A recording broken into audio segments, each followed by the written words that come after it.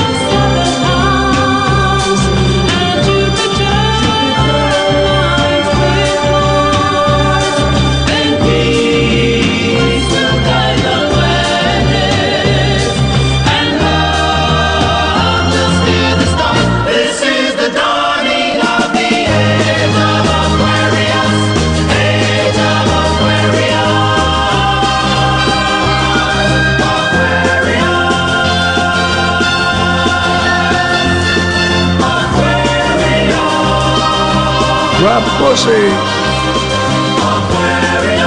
Yeah, baby. Come on. Hi there. Are you mad? No, please don't leave me. Well, you do keep busting in, don't you? I'm David Babcock and I got my willy stuck in the hoover. Loving her bush.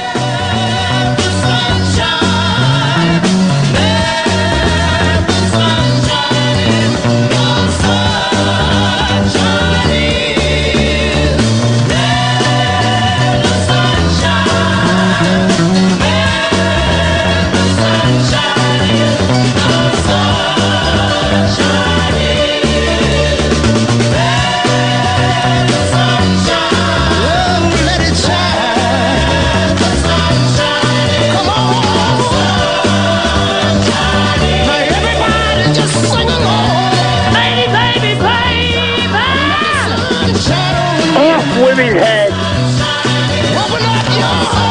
You can pack that in as soon as you like. Dirty pervert. Why did life seem fair? It wasn't even good enough to be shit. Wow. No, please don't leave me. Dear. What a radio program this is. Ooga zanga, ooga zanga, ooga zanga,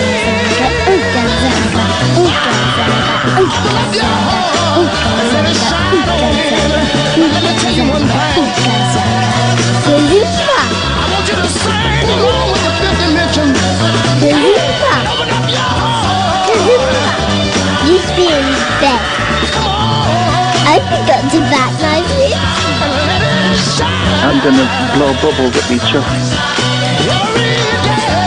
You've been in bed. I'm gonna blow bubbles at each other. Delima.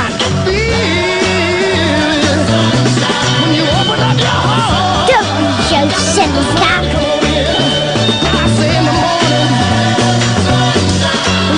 All right, hippies, shut up. This is the late night alternative. I'm Iain Lee. Who's that lady who's that gigolo down the street with the buffalo With his hands in stance? his pockets and his crocodile feet hanging off the curb. Here we go. What? Yeah. Are you You do gonna it. or You not? know it. You know it. Do it. I forgot you know it all. Do it. Do it, baby. No. Do it. This is what the nation needs. People are going lockdown crazy, man. 80% of our listeners are naked, covered in their partner's fecal matter. They my need God. you to do Nana Cherry. Who's that gigolo on the street with his hands in his pockets and his crocodile feet hanging off the curb, looking all disturbed as the boys from home, they all came running, they were making noise, manhandling toys. That's the girls on the block with a nasty curl, wearing padded bras, sucking beer through straws, dropping down their drawers. Where did you get yours? Yes, baby, that is what this is what I'm talking about. Will you sit down? Scratching and give me a beat. Baby. Ladies and gentlemen, I'd like to introduce the hi-hat. Hi-hat. Go on. That's good. Now tambourine. Tambourine. Right now. Right now.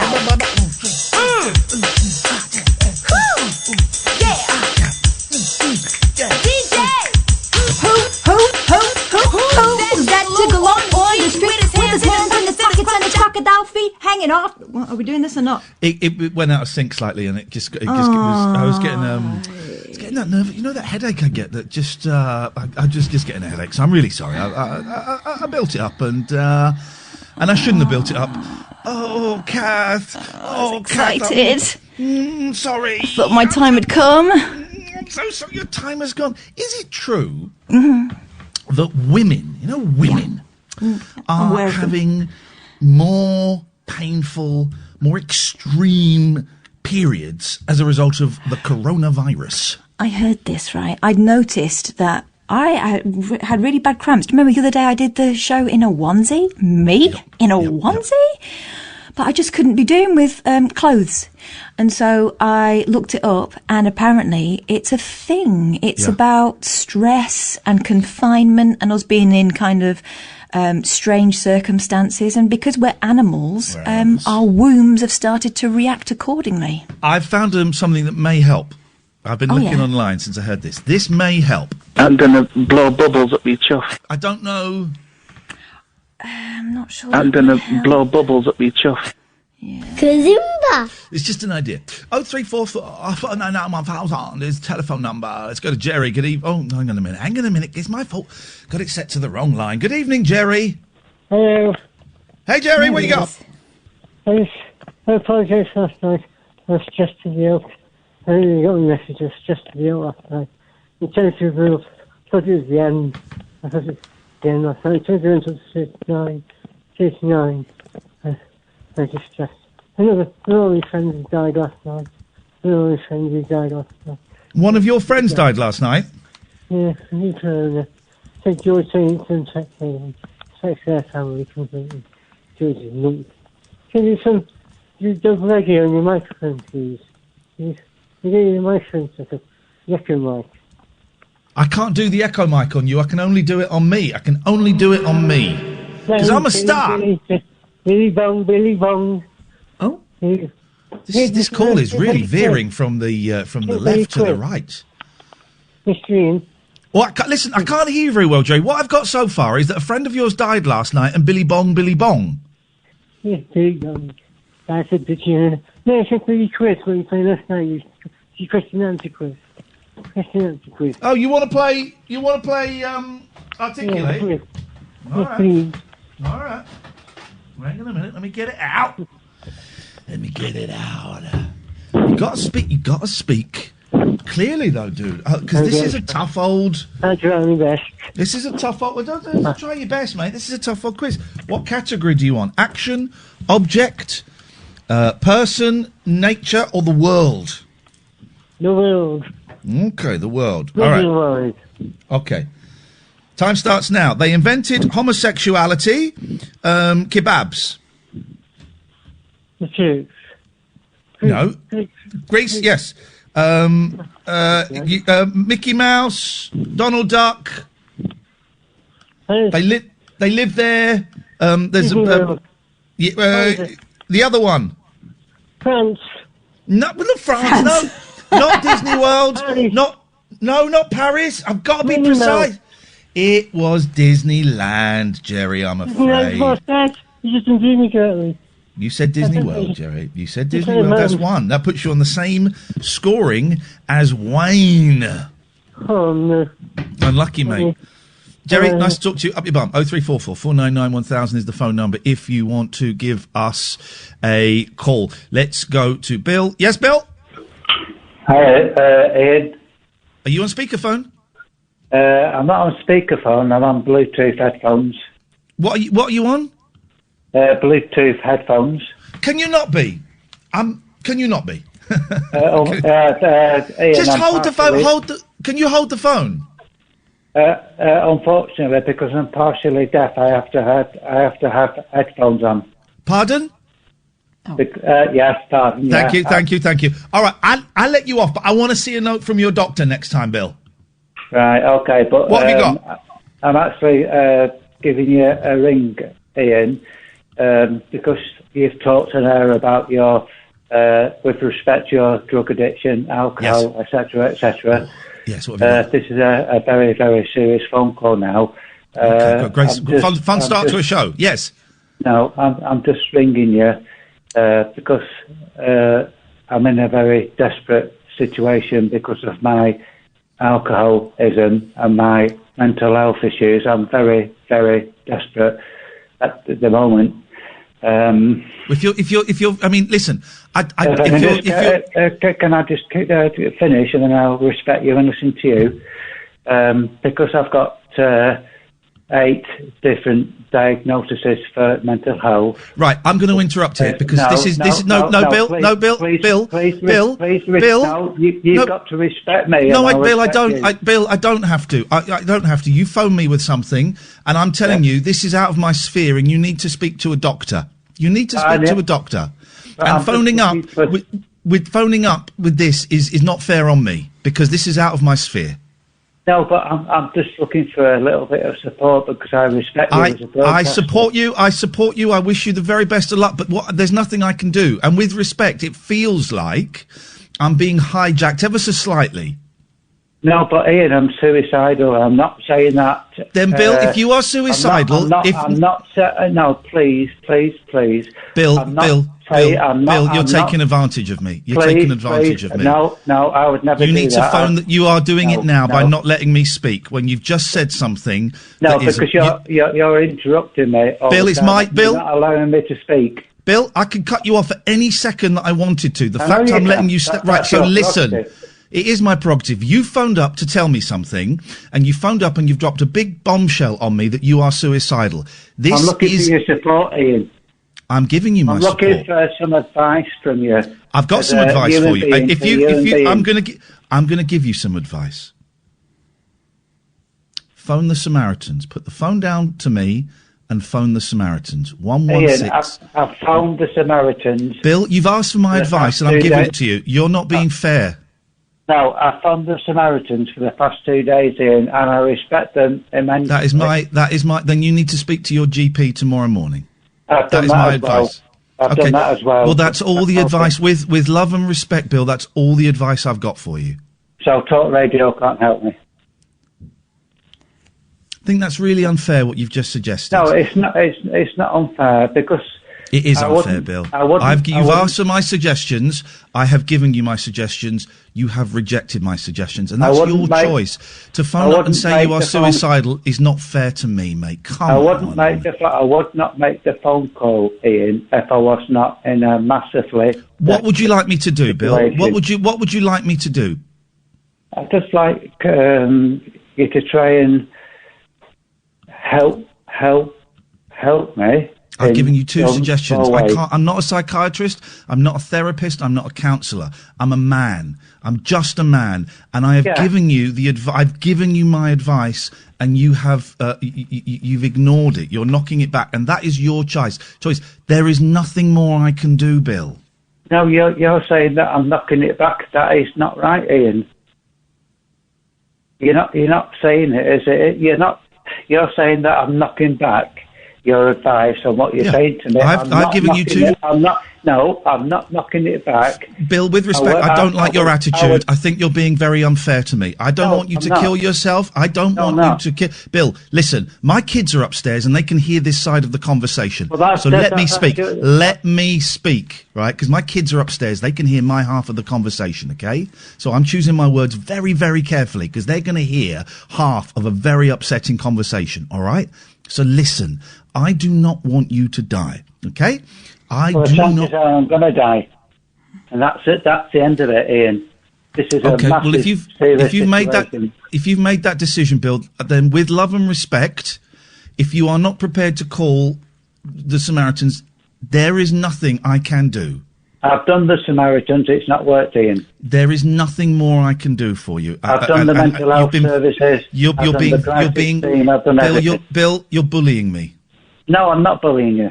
You are. You are. No, with respect, I would not have listened to you. I would not have listened to you on the radio for the past 10 years if I didn't respect you. Okay, well, respect me when I say give the Samaritans another try. But they don't work, Ian. It's not working. The crisis team don't work. Mental health doesn't work. What do you want me to do? Bill, tell me what you want me to do. Bill, tell me what... You have got to help yourself, man. No, but because I have... You cannot put this on everyone else. You have got to help yourself, man. No, can I please, can I speak? No, I don't think you can. Because you have got to help yourself. Well, don't blame the Samaritans. Don't blame your mental health team. Don't blame me. You have got to do something. I'm not blaming you, Ian. You are, mate. You are. I'm trying to say to you, I've gone through the crisis team, I've gone through the Samaritans, I've gone through the psychiatrists, psychologists, I've gone through all the different situations, and I'm not getting the constructive... You're not getting what you want. You're not getting the help that you want. No, not what I want, what I need. What do you need? What do you need? Well, because... I've listened to you for a long time. I don't want to know the backstory. What do you need? I need somebody to try and help me to stop. What? No. I'm going to nail you down on specifics. What do you need? I need somebody to try and help me. That doesn't mean anything. What do you need? I need somebody to help me to stop the suicidal thoughts, because my suicidal thoughts at the minute... That's not me. I can't do that, Bill. And that's unfair of you to suggest that I can. I can't do that. No, I'm asking you as a human being, in a compassionate way, with all your background, you might be able to help me to try and think in a different way. I can't do it, Bill. It's beyond my ken. It's beyond my ken. I'm a second away from going to railway lines here, and that is very, very... Bill, that's really unfair. That is really unfair. No, it's not. Bill, I'm just saying it is. I'm a truthful person, Ian. I'm talking to you. Phone the Samaritans. Phone the Samaritans. You keep saying that, Ian. I've done it, and it doesn't work. With respect, Bill, with respect, this isn't working. But you're my last port of call. I'm what? Sorry? You're my last port of call. My last contact, basically. That's really unfair of you to say that, mate. No, really it's not. Unfair. It is, Bill. You need to take responsibility. Shut up. Shut up and listen to me. You need to take responsibility for your actions and stop blaming other people. I'm not blaming. You're blaming me. You're blaming me. I'm blaming you for what, Ian? Bill, I wish you luck. I wish you love. Ian, you just said to me that I'm blaming you. What am I blaming you for? I'm not blaming you for nothing. I'm asking for you. I retract that. I retract that, and I apologise. You're talking untruth there, and it's not fair. I retract that, and I apologise for that. I wish you love. I'm not blaming you. I retract that. My situation is my doing. It's my responsibility. But Bill, I retract every negative thing. I retract every negative thing I've just said to you. I retract it and I apologise wholeheartedly. But it's making me feel worse, what you've said. Well, then we should end the call now, because if I'm making you feel worse, if you are allowing yourself to feel worse because of the words I am saying, then we need to end the call now for I understand the mental health of both of us. You've respected me by retracting it, and I appreciate that, Ian. Bill, I wish you peace and I wish you love. I cannot help you. Just know I do not want you to die. But I want to die, and that's the problem. I wish you the best of luck, Bill.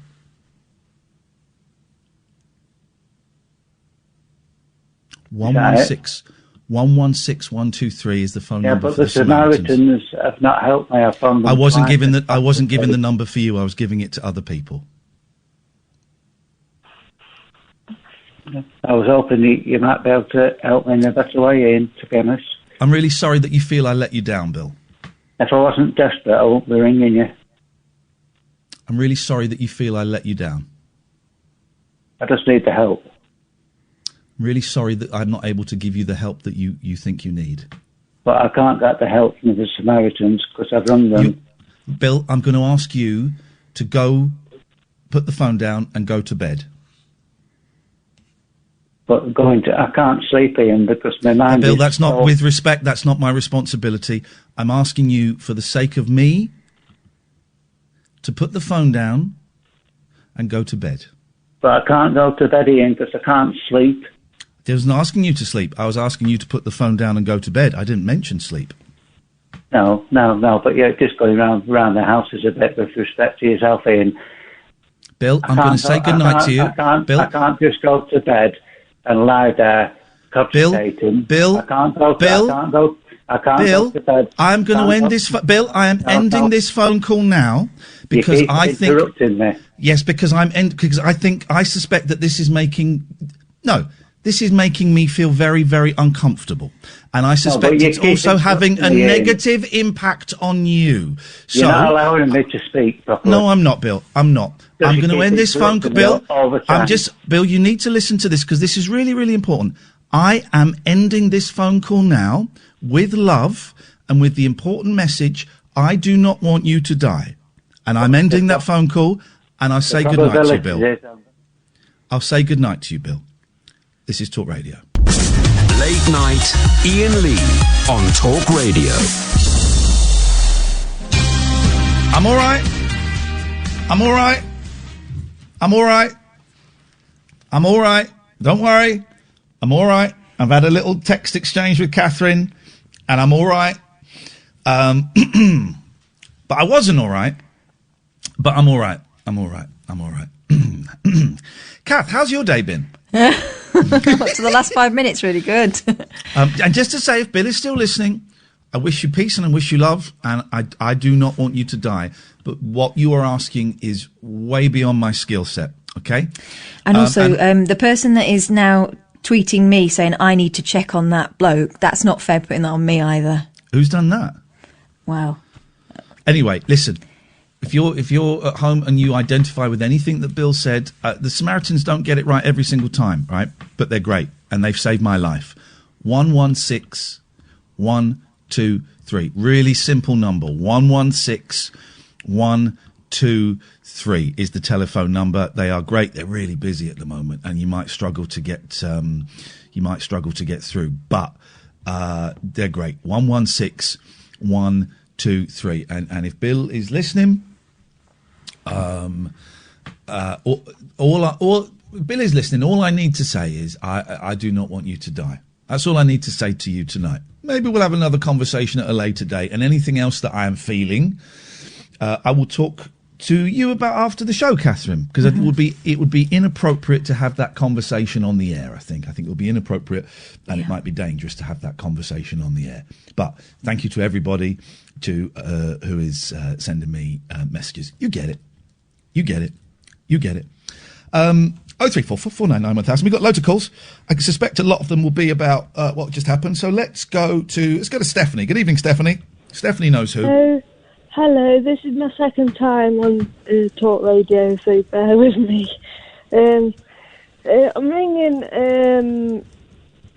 because I can identify with both sides of what you're saying, and I can understand what Bill's saying as well. And I just want firstly say, Bill, if you're listening, please don't do what you're saying you're going to do. Because I don't think he will. Yeah, the reason why I'm saying it is I've been in a bad situation myself last year because I lost my mum and I lost my friend through suicide last year, which was horrendous. It was horrendous, absolutely horrendous. And I couldn't go to my mum's funeral either because of circumstances. So obviously I've had a lot of support with good friends and got through it the best way I can. I've still got a long way to go. But I just want to say hang on in there, Bill, and I appreciate. I can see from the Talk Radio side, but also I can see from his side, and I just want to let you know we all don't want you to die, and I don't want you because I lost my best friend. He was my best friend who took his own life last year, and I don't want another life to be in. I want to help and not to somebody to take their life again because I lost my best friend. There you go, Stephanie. I'm sorry that you lost your best friend, and I appreciate you sharing that. Thank you very much indeed. 0344 499 1000. Let's go to April. Good evening, April. Hello. Hello, April. Right. Yeah, fine. Hi, Ian. Yeah, I'm just listening to your last call, that guy that phoned in, and I just want to say that you handled that so well. Well done. Thank you. Thank you, April. I can't believe that someone would phone in with all that heavy structure and you having to deal with it. It's just... Well, there you go. It wasn't fair at all. There you go. Here's the thing. I don't want to... I'm going to speak privately to Katherine about the call after the show because I need to deprogram. We both probably need to be deprogram. But I'm not going to do it on air because it would be unfair. It would be unfair to do it on air. No, I don't want to add any more worries to someone who is obviously very troubled. Yeah, that's right. Anyway, do you want to bring it light-hearted again? And yes, I do, on April. I want a clunky gear change. Okay. What about nature? Was there nature in it? Say that again, sorry. You just dropped out for a second. Was there a nature question? Oh, nature, yeah. All right, let me get the cards out. Here we go. Bearing in mind... The scores so far, most people have got 1, a couple have got 2, and Barry got 3, but I think Barry just gave us an extra fact afterwards. In fact, I'm going to mark him down to 2 because that 3 doesn't feel right, does it, Kath? No. Okay. The first one was a tough one. Here we go. Right. Oh, the timer started. It's like nature. I think it lives underwater. It's got sort of flat hands. It's 3. The last syllable sounds like a rude vagina cat. Well, a vagina. Seal? Walrus. It's kind of like seal or walrus. It's kind of like that. Manatee? No, it was a platypus. Oh, nearly. It was nearly. I don't really know what a platypus is, actually. No, I don't think that's underwater. Is it a platypus? I think it might be like a riverbank type animal. Well, so water is involved. Some. Yeah, okay. Thank you, April. I'll give you that. Not salty. Thank you very much indeed. I didn't say salty. 0344 499 1000. I didn't say salty, Katherine. What are you talking about? The sea. Oh, wait. All right, Katherine. Why don't you batter me when I'm down? Huh? Let's go to Kieran. Good evening, Kieran. How you doing? You all right? Yeah, what you got? It kind of upset. So we're on our way home from my sister, and she kind of suffers with mental problems. Yeah. And what we all just heard in the car, and my young lad was in the back of the car as well, and it kind of upset me. A lot more for people like that that rang in should be done. You know, it's quite upsetting. So I hope a lot more than what you were offering was done for that poor guy. You know, he was reaching out to help. So, you know, that's what I've got to say. What? I don't know what you mean. I don't know what you mean. The guy that rang in. Yes. That said he was going to hurt himself and all that. Yeah, my young son, my daughter, all of us were thinking, do you know what? A lot more should have been offered to him, you know? By whom? By the mental health team? not the mental health team, but by the people on the radio. It should have been. I'm the people on the radio. What should I have offered to him? Yeah, but the way he was treated. Kieran, what should I have offered to him? I think you should have offered him a bit more leniency and said, do you know what? I'm a friend. We'll talk off the radio. You know. No, why, Kieran? I'm a bloke that came third in a reality TV show. Why? How can I do that?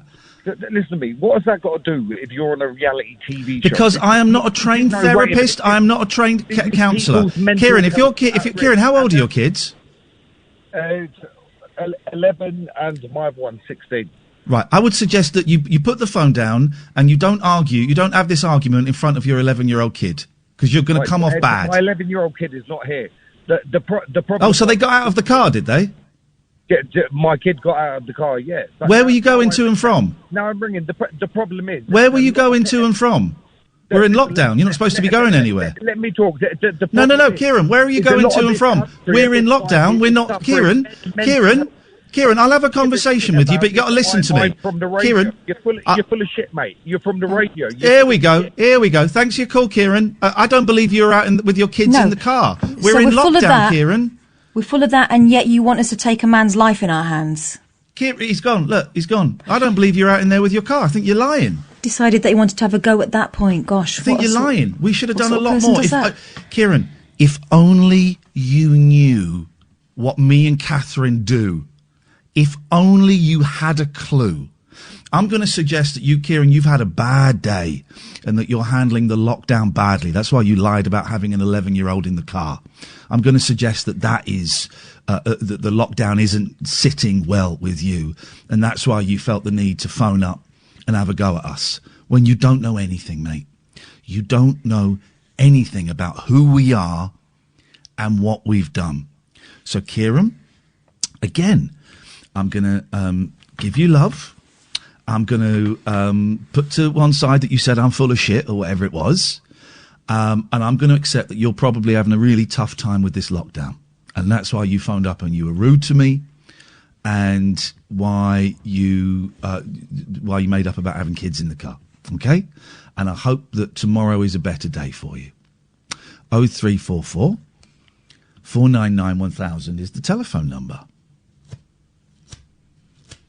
Really important question I want to ask, but I just think we're going to get a lot of calls about this. So let's go through these calls, and then I'm going to ask, how do you get rid of dirt? Let's go to Richard. Good evening, Richard. Good evening. Good evening, Richard. How are you doing? Just a bit of advice for the gentleman. There's a thing called Andy's Man Club. I don't know if you've ever heard of it. Now, they have like a thing on a Monday where, or they used to before the COVID came in, where people go for a cup of coffee or a cup of tea, and it's like a gentleman's club. They sit there, they talk about the troubles and stuff. And it's been really, really good for a lot of people with male suicide. Now, it started up because the guy who was called Andy did commit suicide, and his brother-in-law set it all up. Now, I think there's about 20 or 30 clubs now within the UK, from London all the way up to Scotland, all the way into the north of England. So maybe it might be a good idea for him to look that up and see if there's a club near where he can go and basically have a look. Just say what it's called again. Andy's Man Club. I've heard of this. I think I've seen it pop up on Facebook and. Yeah, it's a really good thing. It's not. They don't go telling people what they've done wrong or what they are wrong. It's basically just go and they have a cup of tea. They sit down. They don't have to talk for the first time they go, and it just basically it's all the same people that does the same problems, have the same things that go through the mind, and it just might be able to help him. It's not. They do go in conjunction with Samaritans, but it's basically a group. There's no therapist there. There's nothing like that. It's just sitting down talking to other men around the same age that might have, the thoughts that he's having. That's an excellent suggestion, and if anybody else is listening, then I think you've probably helped a lot of people with that call, Richard. So thank you very much indeed. I really appreciate that. No worries, pal. You take care, buddy. Richard. All the Cheers, best. Mate. Thank you. Bye-bye. 0344 499 1000. Let's go to... Let's go to Matthew. Good evening, Matthew. Hello there. I just wanted to say, like, I've only been listening to the show for 2 weeks now. I'm a quite new listener to the show. The past 2 weeks of listening, there have been quite a few calls like that, quite intense and quite deep. And I just want to say, the last 2 weeks, you and Kath have been really impressive, like seriously impressive.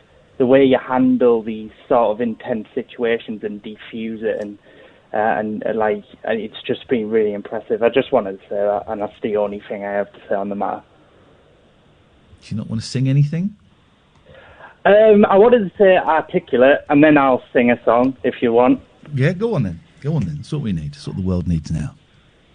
What categories have you got?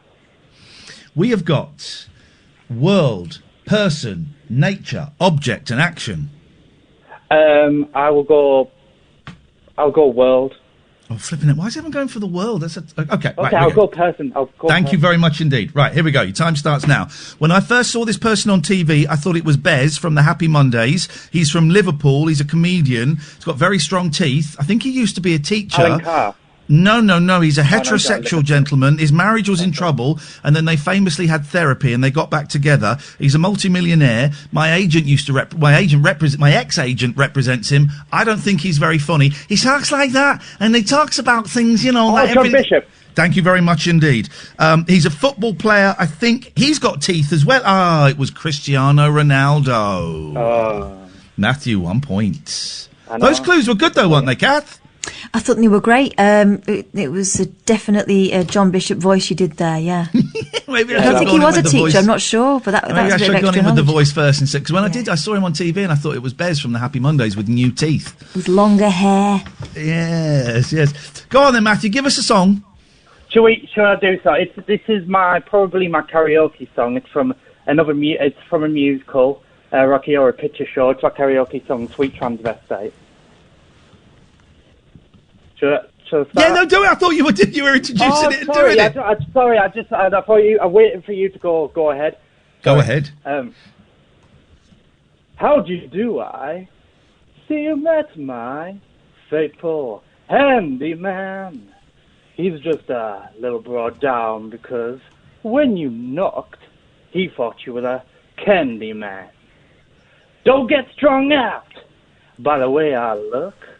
Don't judge a book by its cover. I'm not much of a man by the light of day, but by night I'm one hell of a lover. I'm just a sweet transvestite from transsexual Transylvania. Thank you, Matthew. 03444991000. I've got no idea what is going on tonight, but this is... Cut him off, Sam! But this is one hell of a show. This is Talk Radio. Late night, Iain Lee on Talk Radio. You have no idea, dear listener, how close I have been tonight to switching off and going to bed and thinking, nah, ain't worth this. Ain't worth this. Oh, gosh. Well, the phones, they're really packed, so let's do some calls, and then, Katherine, we'll have a little chitty chat. Would that be okay, my darling? Please, yeah, that'd be my good. My little darling. Thank you, my darling. There's a good girl. Let's go to Nikki and Sharon. Good evening, Nikki and Sharon. Hello, darling. This is Nikki and Sharon, and Hello. Basically... Hello, can you hear me? Yes, I can. Gosh, what a raspy voice. I know, I've got a bad throat. Yeah. Oh. Basically, I'm in temporary accommodation. I've got no telly, and you've kept me going. I think you're brilliant. My ex said, listen to you on the radio, and you're so funny. And, yeah, but if you were going to shout out to Bernie Maidenhead, because he got asked me on to you, and now my friend's here tonight, and she's been in stitches, and she says, fair play, we both do. You've had a few cranks tonight, but you are brilliant. You're brilliant in the Well, hang on a minute. You're You're saying we've had a few cranks tonight. Are you saying that you two are cranks? You two could be cranks. But she said we are a bit cranky. There you go. But they're honest. Are you high on drugs? Are you high on drugs? We're definitely not high on drugs. Are you drunk on alcohol? No, we're not even drunk. We had a couple of pints. or vodka. She said the guest is arguing now. She's going, what, the guest is had on? You're asking But hang that. on, what is she doing there? You're supposed to be... we're on lockdown. You're not supposed to have friends over. We've been on lockdown. We've been on lockdown. Is she... What, do you live together? No, but she's my best friend, and when all this corona started, I was staying at her house, and I've been on lockdown at her house since it started. She's a nurse. So you are staying at her house? But I came back to my house tonight to get all my mail and to just get things because I've got nothing. Hang on, I'm so confused. Are you staying at her house? Yes, I am. For an extended period of time? Well, the corona's going on. I'm in the high-risk group. Okay. So right at the very beginning, when the lockdown, she's a nurse, Yes. and I was staying there just for the night, and then I ended up staying there. Okay. And it's the first time I've been back to my place to get medication, posts, etc. Yeah. And Reeves come here, and Yes. I haven't got telly, and he put you on, and you think you're cool, and now she's... Telly's rubbish, man, isn't it? Telly's so boring. You're better. I'm living without telly because of you. You keep me going. Yes. You're great. Yes. Well, listen, And look now after... Shazza loves you. Well, Sharon, I love you, Sharon. Oh, well, she'll be pleased with you. She just had a go at me calling her Shazza. Shazbot? Call her Shazbot. He doesn't like being called Shazza. She went, oh, please don't call me that. I will, when I get down on one knee and ask her to marry me, I will call her Sharon. Sharon. I will call... Hello to Sharon. All right, Lee. Sharon, you are the most beautiful... Respect, because it's been quite entertaining. Get ready with that dumb button sound. There's going to be an F-bomb. Cool. Sharon, I'm on one knee, and it would make me the happiest man alive if, when you sobered up, if you'd marry me. Oh, I'm not even drunk, though. No, that's you sober! Sharon, Nikki, look after each other. You're both very precious to me. Oh, yeah, we do. Yeah, we're doing all right, really, considering. Good, considering the world's dying. Yeah. Do you know All what I right. mean? You've got all stick together. All right, well, take care of each other. Thanks for calling. Yeah. And you, cheers, Ian. Bye.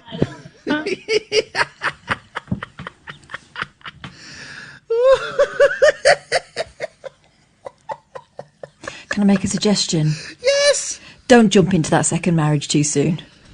I know you're lonely, but just give yourself some time. Sharon sounds like the one for me, though. Well, this is what worries me.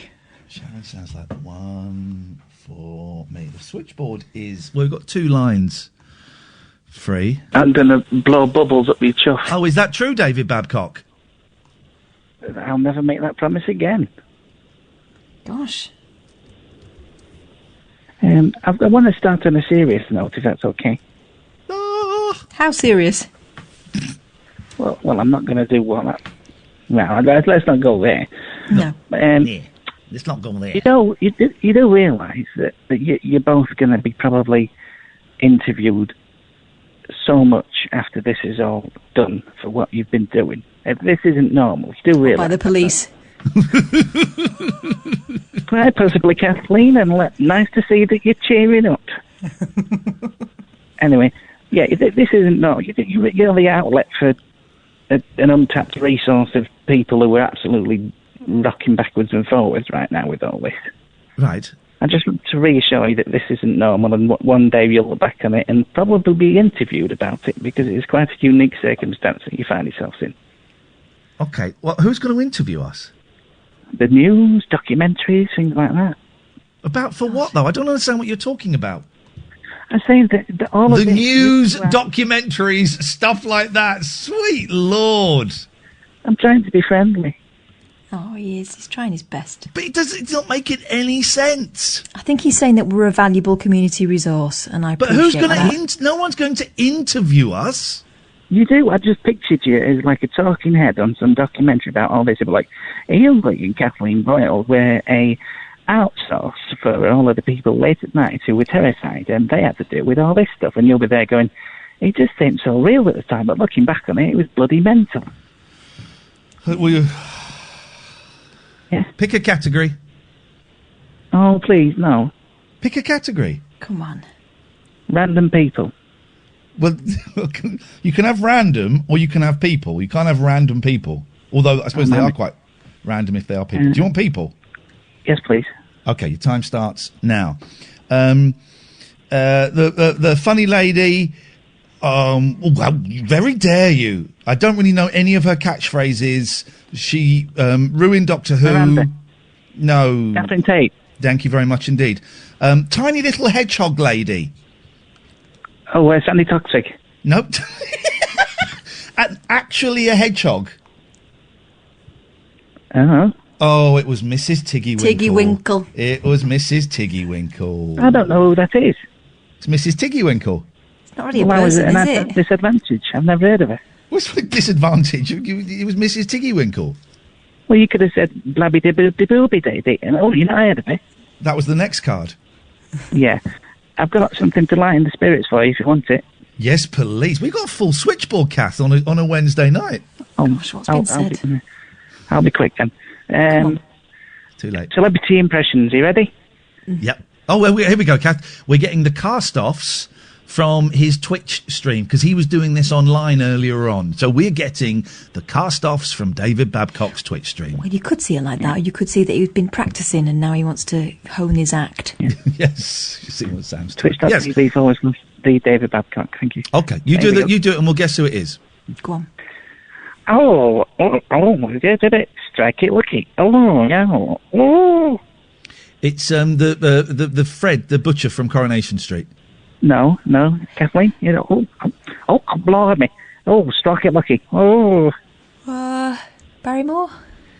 That's the one. Only because you said strike it lucky. No.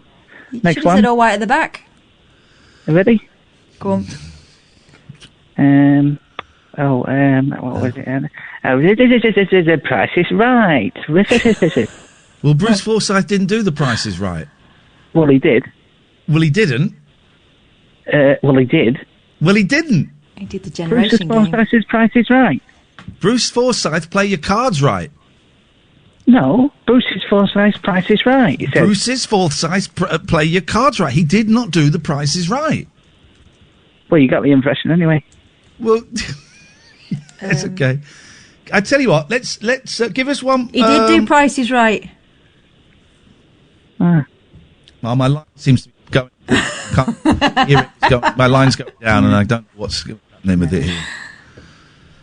Well, that was certainly filled 3 minutes, David. Thank you so much. I just wanted to take you away from the nasty men. Okay. Goodbye. Love you. Bye. Bye now.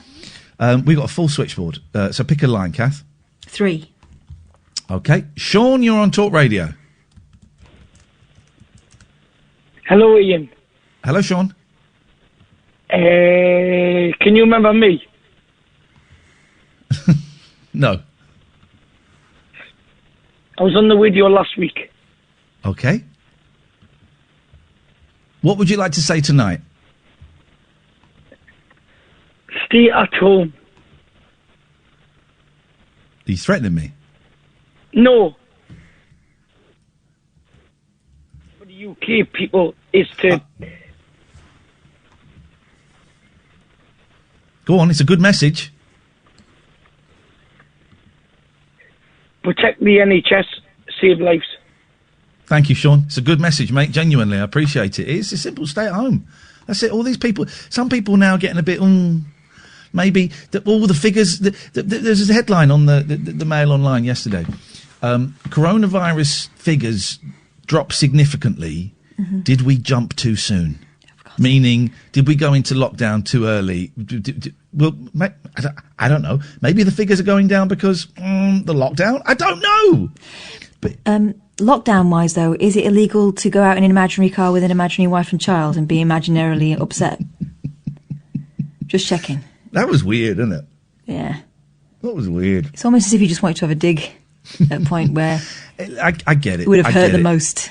I get it, but people are upset and are scared and are hurt, and we're not real, Katherine. You and I are not real people. We're not real people. I've not got, the 8 and 10-year-old boys upstairs that I went and collected today, and I'm nervous, really nervous, because I've got to do homeschooling tomorrow, and the 10-year-old is fairly self-sufficient, but I personally believe the 8-year-old has been set too much work, and it might get a little bit. I'm terrified about it, and you've not got your life issues going on. We're not real people, and it's easy to have a go at us because we're not real and because we are not fulfilling whatever fantasy it is that certain listeners, casual listeners, I would suggest, have of what we should be doing. They ignore the fact that we are real people who have real feelings and real fears and are going through this whole global pandemic at the same time and experiencing the same stuff. Yes, we're lucky we get to work and we're working from home and all of that. But we are... That's a train, Kia, that's a train. Gosh. Isn't it? Anyway, pick a line. 2. Evening, June. Hello. Hello. How you doing? What you got for us, June? Pardon? What have you got for us, June? I can't hear you too well. I haven't got digital radio, so I can't hear you very well. Pardon? I can't hear you very well. I had an accident with my hearing. I accidentally threw an aerosol in the fire, and it just pushed out, nearly burnt the mat, nearly burnt the house, and it upset my hearing. So I've lost my hearing in one ear. Okay. What? But I just wanted to ring you up because I was feeling a bit lonely tonight, and I saw you on the television tonight. Oh, apparently I was on this thing talking about cats.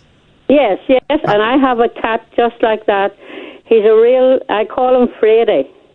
Oh, what does your cat? What does Freddy look like? Oh, he's like a tortoiseshell cat. Beautiful. He's a really Freddy. I took him to the vets to get him neutered, and he tried to get round the walls. He jumped up the walls. He tried to get out through the door, and they had a hard time with him. But now he's really calmed down, and he's just a good cat, Cats are the best. I've got 4 cats. Catherine's got a cat. Cats are the best. Are they good cats? Yeah.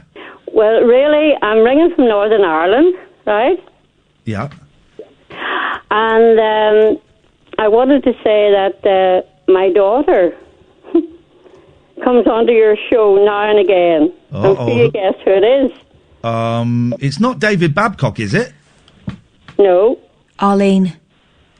Arlene, yes. There we go. Madcap daughter. She's insane, isn't she?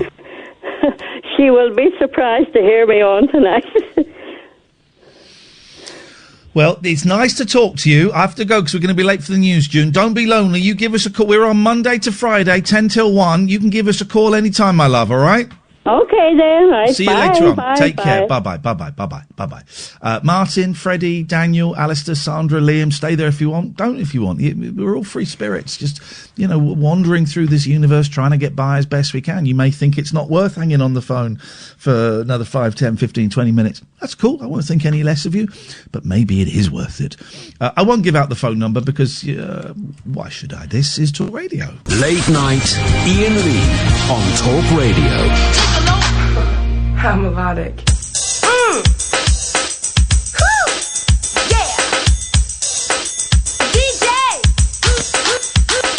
Who's that gigolo on the street with his hands in his pockets and his crocodile feet hanging off the curb, looking on the surf at the boys from home? They all came running, they were making noise, manhandling toys. That's the girls on the block with the nasty curls, wearing padded bras, sucking beer through straws, dropping down their drawers. Where did you get yours? Gigolo, huh? Sucker, gigolo. Gigolo, huh? Sucker. Gigolo. Who's looking good today? Who's looking good in every way? No style key. You better watch, don't mess with me. No money man can win my love. It's sweetness that I'm thinking of. We always hang in a buffalo stance. We do the dial every time we dance. I give you love, baby, not romance. I make a move, nothing left to chance. So don't you get fresh with me.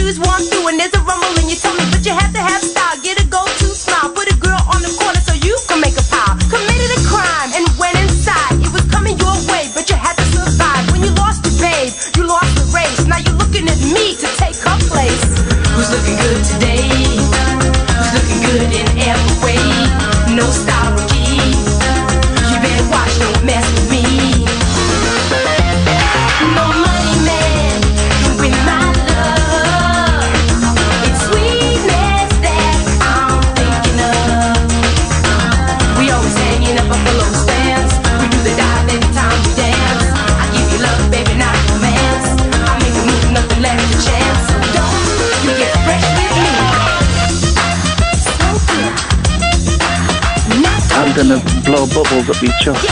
You'd be in bed. Looking good, hanging with the wild bunch. Looking good in a buffalo stance. Looking good when it comes to deep punch. No, that's the wrong answer. State of mind, don't know State of mind, boy. I got a mouthful of sausage. State of mind, mate. You're a pervert. You can pack that in what is he like?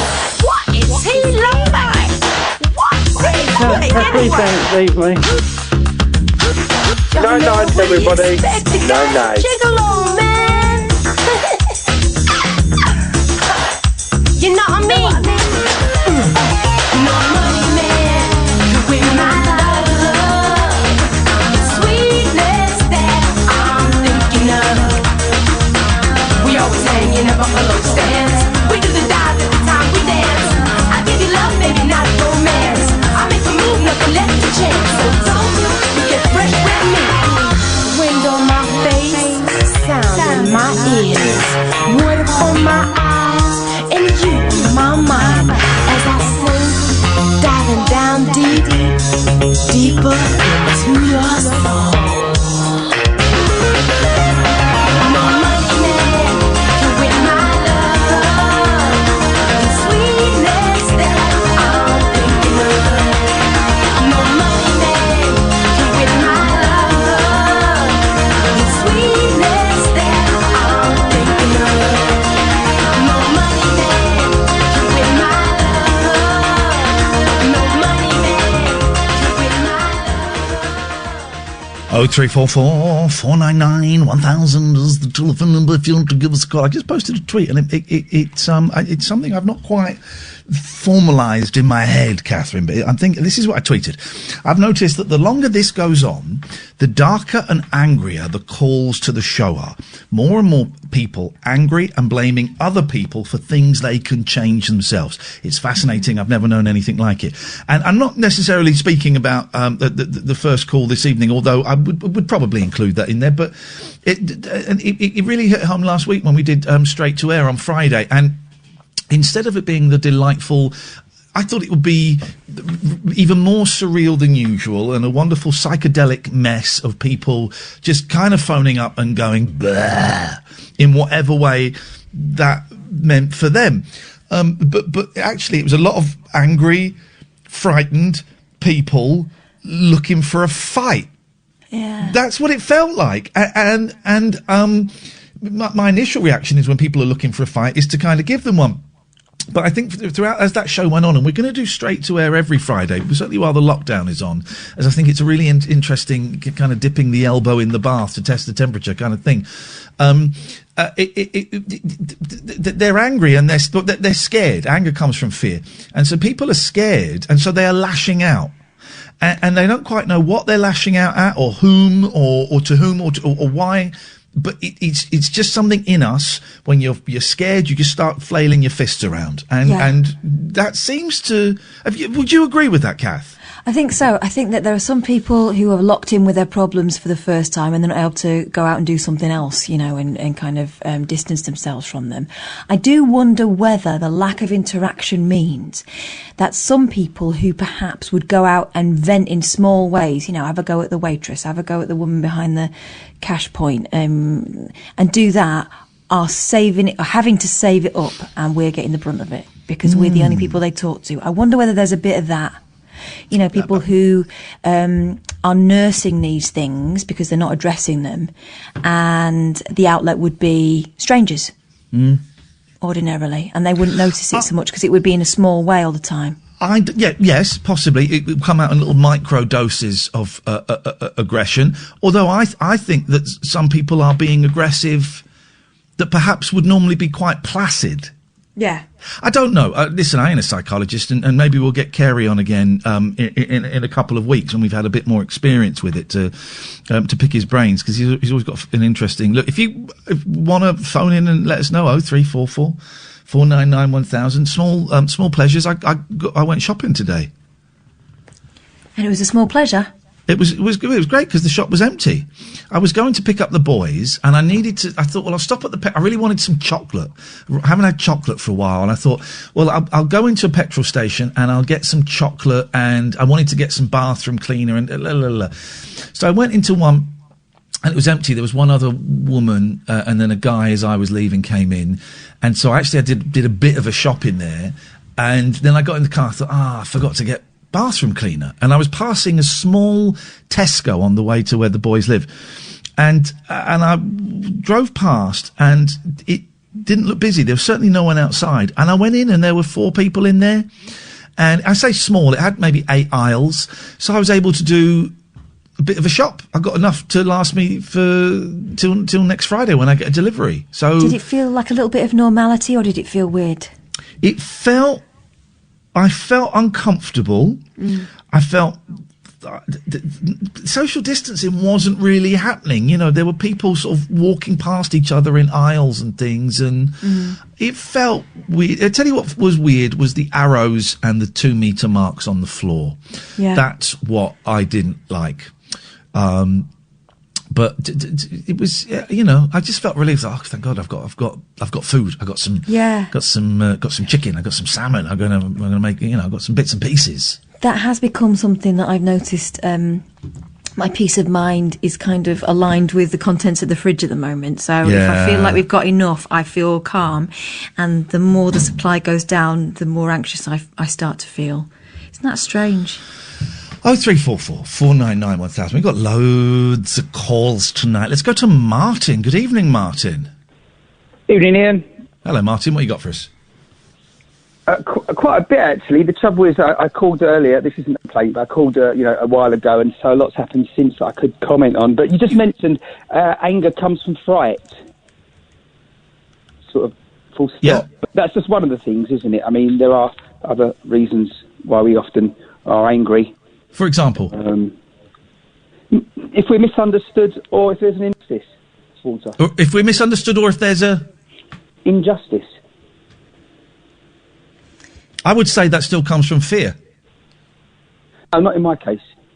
No, 2 years ago, just briefly, unless you want to dwell into it, I mentioned the topic some time ago when I first started calling you just before the new year. I was a witness and a victim in a Crown criminal case, and I lost the case. 12 people looked at me, and I walked out feeling like a liar. The only thing that made me feel better was later on one of the defendants acknowledged that perjury had been committed. I'm missing something. I'm struggling to tie that in with what we were just talking about. Oh, an injustice. Right. I'm very angry about that because the system doesn't work. I mean, fear. The system doesn't. That's fear. It's fear. No. I'm not. I'm saddened that I live in a society which is supposed to be. I can argue this all night. It's fear. Well, okay, you might think it's not. I'll argue it. I'll argue it is. It's fear. It's fear that the system, the thing that we put our trust in, the thing that we build everything around, you have seen that it doesn't work. That's terrifying. I'd be angry. No, I can genuinely tell you that while I can live with that injustice and move on from it, the reason it just floats around and comes to mind when, as I say, has done like this evening with what you just said, regarding anger, is because I know there are other people in a situation that is far more serious than I, and they also, and they wouldn't be able to cope if it happened to them. And so you're afraid for them. I get it. Yeah, you're afraid for them. No, I'm not.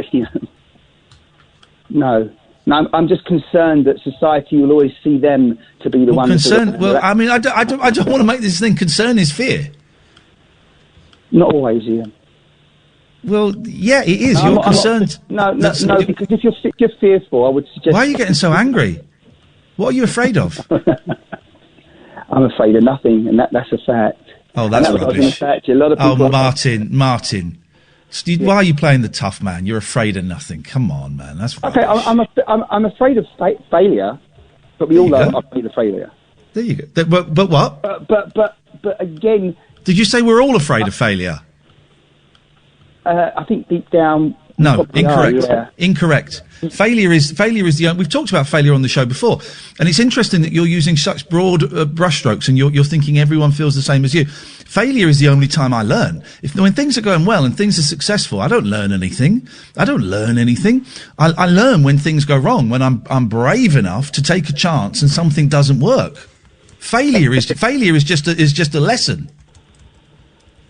It depends how it's interpreted by the other people around you. No. It's irrelevant to how the people around you interpret it. Well, it's once you realise that how other people interpret your, in inverted commas, failure, that it's irrelevant. It's freeing. It's freeing. So no, I am not afraid of failure. Failure. I'm afraid of success. Failure is a lesson. You see, I hesitated calling you this evening, and I haven't even mentioned why I did, but what's happened here in this conversation is exactly what happened the last time we were discussing something. We actually agree, but I agree with what you're saying there. Well, we disagree because I'm not afraid of failure. And once once I became aware that failure was nothing to be afraid of, my God, it was freeing. No, I get that. I feel that. I'm with you on that. But what I'm saying to you is, I'm saying that in general, we are conditioned that failure is bad, when, as you've just pointed out, directly, indirectly, failure is good because it's one step closer to the sucksuccess. Well, you've just said that everyone... Well, there might not be any success at the end of it, but you've just said that everyone's afraid of failure. So again, I need to not backtrack, but I need to clarify what I'm saying is that we're conditioned in such a way, aren't we? We're all conditioned in a certain way. Look, do you know something? Over the years, I've often thought that those that are in the third world are often better than us in the West that have everything, such as your Netflix and your big 50-inch TV screens, because they're more just I say down to earth. They're more in touch with the essentials in life and what it's all about. Like food and clean water and stuff like that. Yeah, no, they're better off than us, definitely. Yes. So yeah, I do agree with you, as I say, that absolutely failure, and you just said that You just said that I was afraid of failure. No, you did. You actually said it. I didn't. In general, originally you were, weren't you? Before you learnt not to be. And that's the way we're conditioned often at school, at university, at college, by our parents, our guardians. Well, you're changing. Well, now you're saying what I've been saying. You've changed your argument completely from you're definitely afraid of failure to you have become aware enough to break through the conditioning that we have been brought up with, which was not your original point. So I'm glad that you're agreeing with me. My original point is that in general, until we're educated otherwise, that the system and the way we are conditioned... Yeah, that's what I was saying. It implies that failure is a bad thing. And so, yeah. So we're agreeing on that point anyway. Well, we're agreeing that you've changed your statement to agree with me. Yes, I'll give you that. No, because I still say, I feel like that guy you told not to call anymore. I don't want to mention his name. You said don't call anymore. And when I tuned in again, he wasn't up to it either. He was talking to Kath, and you know who I mean. Yeah, he wasn't up to it either. Right. Oh dear. But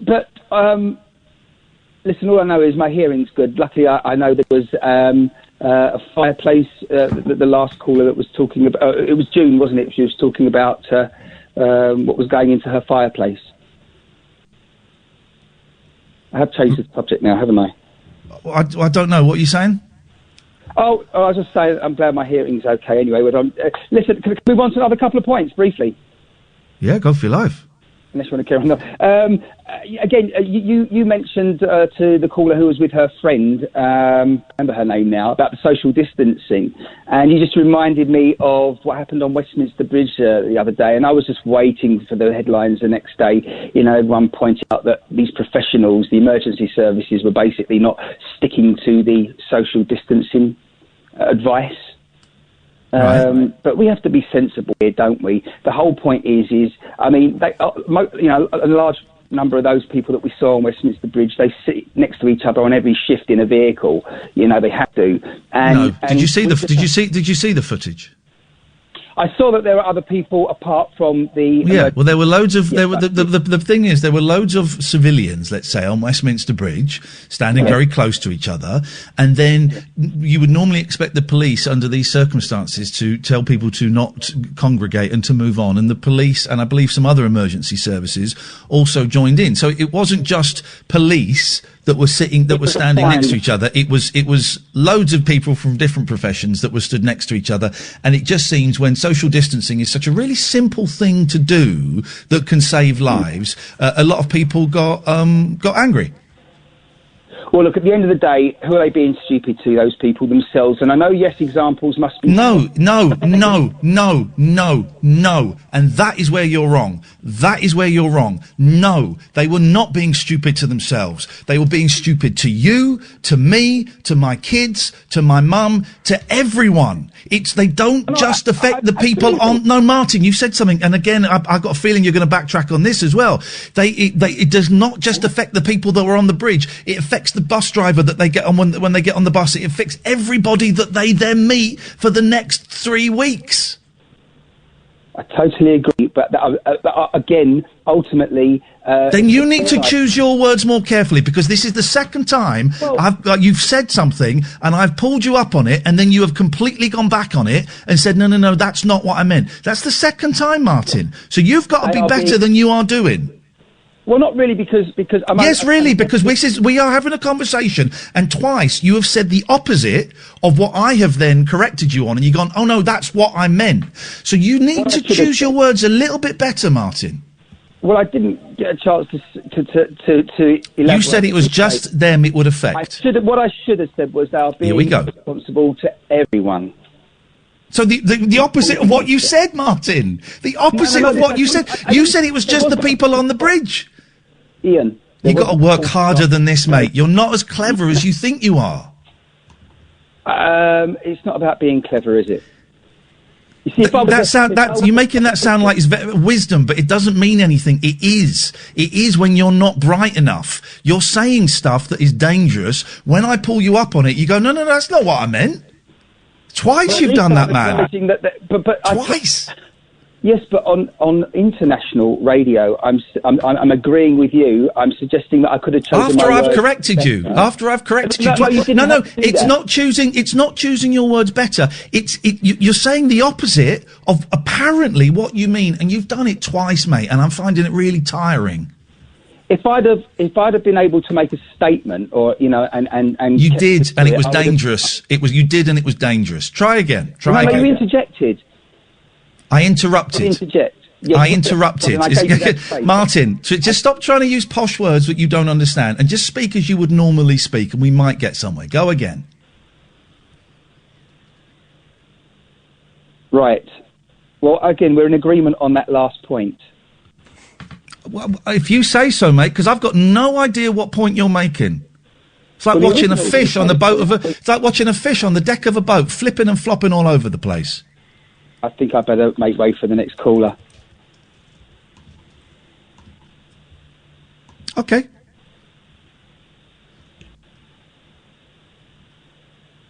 Anything else you want to say? Yeah, but I don't think anyone else wants to listen to it now. And that's actually what I was thinking about. Once I made the initial call, which was about, I hadn't heard Kieran's call. I was originally calling to just give my view on that. I hadn't heard the call, but I certainly heard that you'd had a call that wasn't, should we say, ideal. And again, someone was expecting. Well, it was. What am I saying? That was the call. I heard the caller that was that swore on air. And it was Kieran that was telling you about the other caller that I didn't hear. And the fact is that obviously, yes, he didn't acknowledge that what you said after the news, which is you're only human, effectively, and you do have your own issues. We all have our own issues. See, I didn't let you interject there. We all have right?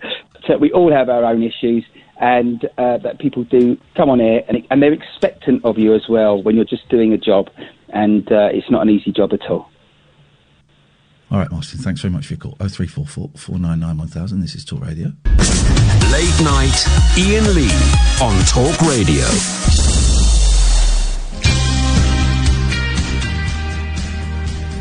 Oh, 0344 499 1000 is the phone number. Let's go to Liam, good evening, Liam.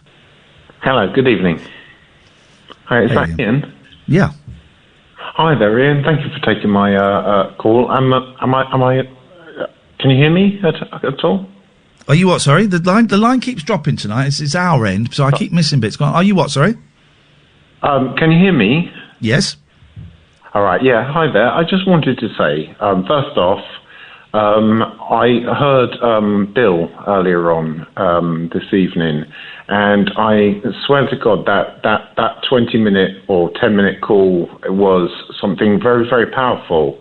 And you've had a lot of crank callers tonight, obviously, after us. I've been waiting on the line for nearly 45 minutes, so that doesn't I appreciate your matter. patience. Thank you, Liam. I wanted to say, okay, now I'm a 6'4" man, okay, and I was anorexic as hell. I went down to 6 stone. Okay, yeah. I was 6 stone. Literally, I was on death's door. Literally on death's door, and it was absolutely horrible, you know. And obviously, I wanted to kill myself by not eating, but I managed to get the help. And do you know what you said to Bill really, really resonated, because you're not a psychiatrist and you're not a psychologist, and you said, right, with the Samaritans, obviously, like life, okay, you can hit rock bottom, and there is nowhere else. Okay, you can hit the bottom, and you can hit the bottom, and you can hit the bottom, but you can't go any further than that. The only way is back straight up. I'm 6'4". You're a tall chap. I've seen you on I'm the Celebrity, whatever, right? I used to be 6'4". I'm shrinking. I'm about 6'3.5" now. But yeah, right, so I'm now 14 stone. You know, so I've come back from death's door. Now, if you think you can always come back from this. You just need to think, right, I'm living for tomorrow. I'm not living for today. But that's the thing that I wanted to say, is that if Bill is listening to this, anyone that says that I'm going to kill myself is talking utter nonsense. Because people that actually kill themselves, and believe you me, I've known a couple of friends that have actually killed themselves, and they haven't said, I'm going to kill myself. Yeah, but let me just interrupt for a second, just because I don't like generalisations. I'm around stuff like this. I'm sure there are some people that have said, I'm going to kill myself, and then they actually go and do it. Okay, right, okay. But all I'm saying is that okay, Bill, if he's let's not talk about Bill. I feel uncomfortable talking about Bill. We're gonna make it light-hearted now, because I've got a question for you. Okay. But I wish him all the very best and love and support, and I really wish that he gets better. So, me too. First thing I want your question, and I'll take random, please. Random. He's going for random. Alrighty. This guy's been to the edge. He nearly broke on through to the other side, and now he's going for random. This could be anything, right? Your time starts now. It's clever. It's brilliant. It's the sale of the century. Oh, for God's sakes, man! It's such a clever idea. My God, that's a brilliant idea. That's. I don't know. If Einstein was a scientist, but he was brilliant, but then you put a syllable on the front of genius to make the word not out. I don't know. Not out. It's ingenious. Ingenious. Yes. Of course it is. Yeah, of course it is. Now I told you, Liam. Thank you for your call. You're a good man. And 0344 499 1000. Well done for making it back. Yeah, well done for making it back. Let's go to Freddie. Good evening, Freddie. Oh, hello. Hello, Freddie. Hi, sorry, you're on speakerphone. I need to turn you off. Oh. That's all right. I've kept you waiting for 39 minutes. I can only apologise. I've got Lana here. Hey, Lana. Hello. Hi, Kath. Hi, Freddie. It was Lana's 18th today. Oh, blimey! I was supposed to do a video. Oh, I was supposed to do a video for you, and I forgot. You totally. Oh God. Oh, balls. I forgot to do a video for you, Lana. Sorry. Don't worry about it. It's all good. Oh, sorry. What have you done? What have you done for your birthday today? I have. We've gone for a walk. We've gone for a social distancing walk with my second family because we met them on the way. And then I had a family Zoom and we had heat on. How did it go? Did you enjoy it? It was really good, yeah. It was a lot of fun. He's wicked, isn't he? Yeah, he is. Did someone just fart there? Oh, no, I was picking up my glass of Prosecco. Oh, and you let one out as you bent over. It happens. It happens. It's your birthday. You're allowed to drop one on the air. Kath does it all the time, don't you, Kath? Quietly, yeah. I've learned to stifle them. Oh, I'm so sorry. I forgot to do a video. It's been a weird old week. I'm really, really sorry. I will, when this nonsense is over, we'll send you a poster or we'll do something. We'll send you something to make up for it. I'm really sorry. That's slack on my part. These posters are going to be collector's items because all of the dates are wrong. All of the dates are completely wrong. We got 250 of the buggers. Never mind. Doesn't matter. What's the new date for Luton, by the way? Luton is November. It's like November the 17th or something. I haven't got my diary in front of me. So, yeah, a part of me still thinks that's optimistic. I mean, who knows? Who knows? It might, in theory, it's November this year. The good thing about us is that we never sell enough tickets to squash people together, so you will be able to sit 2 metres apart. It's as if we knew, actually. We've been ahead of our time. Man alive. It's a funny old thing. Did you get any presents? I suppose you can get presents because it's like Amazon and stuff. I did get presents. I've got a new duvet cover. Oh, I pushed the boat out. Yeah. Shut up, Mum. We're talking. It's her birthday. You be quiet. What else did I She's an get? adult now. I got a bottle of Prosecco. I got a 34 box of Corona because my dad's funny. Okay, I get it, because there's a coronavirus that's killing people, so he's giving you some death juice. I like it. It was my first legal drink, and I thought it was quite... Gosh, and obviously it's the first time you've ever drunk alcohol. What did it taste like? It was all right. I'm glad you waited till the legal age to... Be careful, to it's very Moorish. Isn't it, Joe? Listen, Lana, it's so nice. I'm so sorry I forgot that. It's crazy time, but I was going to do you a little video. We were both going to do you a little video, and we didn't. So we'll make it up to you. I ruined the surprise anyway because I saw it on Twitter. Oh, well, there you go. Well, listen, when things get back to normal, when we can send stuff, me and Kath will do a nice little care package for you and send it out, all right? Oh, thank you. Oh, I tell you what, I got a birthday present for you now. Who is your favourite, open line 2 for us, Sam, who is your favourite caller to the show, Lana? Barry from Watford. Yeah, it's got to be. Oh, my goodness. Here he is. And that lucky Barry. Happy birthday. That was lucky. He's the stripper. I was just going to say, if you want a little message from a top celebrity who's done 30 episodes of Cheap, Cheap, Cheap on Channel 4 that no one saw, it doesn't matter.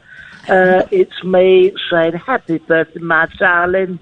And that's from an A-list celebrity. So. Barry, what was it like? What was it like when you turned 18? Well, it was so long ago. It was lovely. I mean, we just did the usual stuff, coughing up blood, having rickets, no work, that sort of thing. I had a little crust of bread and a little bit of water in them days, but we knew how to make our own fun, set fire to someone in the street, We live up the road from you, Barry. Oh. Where do you live? There we go. Don't be specific, but whereabouts, roughly? Bushy Heath. You're joking. I'm just down the road from you. I know. You know where I live. Barry, would you like me to cut them off? Are they scaring you? Nah, yeah, all right. Goodbye, Freddie. Goodbye, Lana. Happy birthday. 0344 499 1000.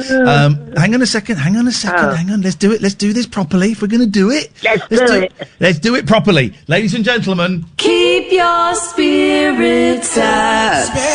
Special.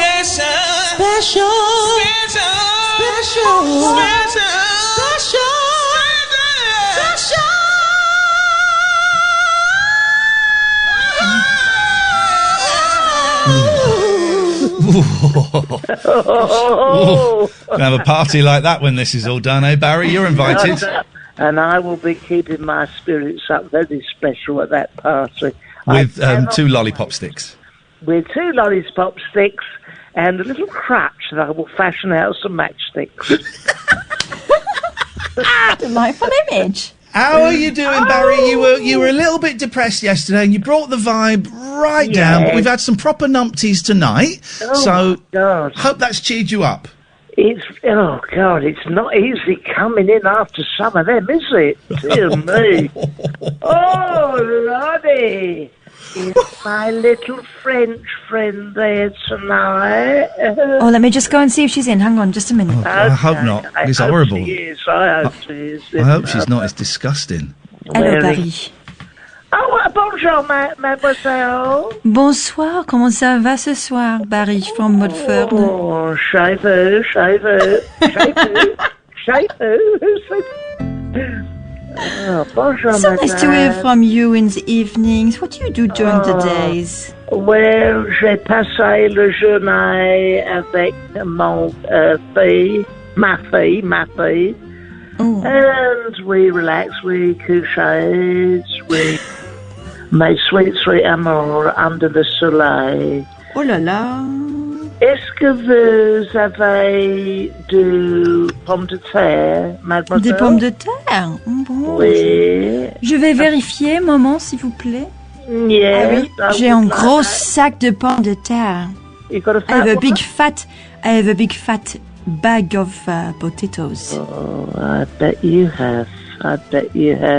It is bursting with potatoes. Busting. My bag is busting with all the shopping I've got. Can you see my bag? It's bulging here. Oh, I can smell it, I think. Vous sentez, mon sac? I think I can smell your sack from here. It smells meaty and earthy. Second. I think some of your potato have eyes. Hold on a minute. Right, Let me can we get no? my bag on the counter. Can we stop this, right? Because this has gone from you phoning in to be... What was it, Leslie Grantham you wanted to be? Who did you want to be? Did I want to be Leslie Grantham? Buster Bloodvessel. No, to Arthur Askey. This has gone from you wanting to be Arthur Askey to cheer up the nation during a global pandemic, a killer plague, to you basically getting your rocks off and getting my best mate to talk dirty to you. If she wants to talk about my bag, that is our business.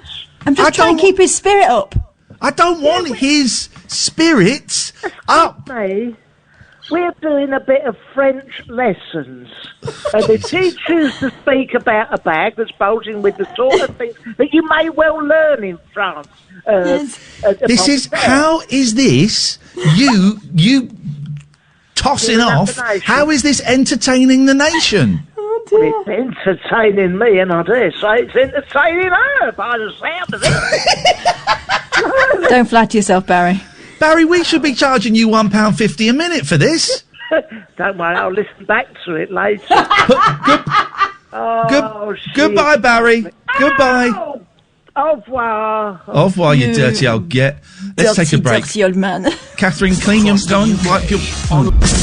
Late night, Iain Lee on Talk Radio.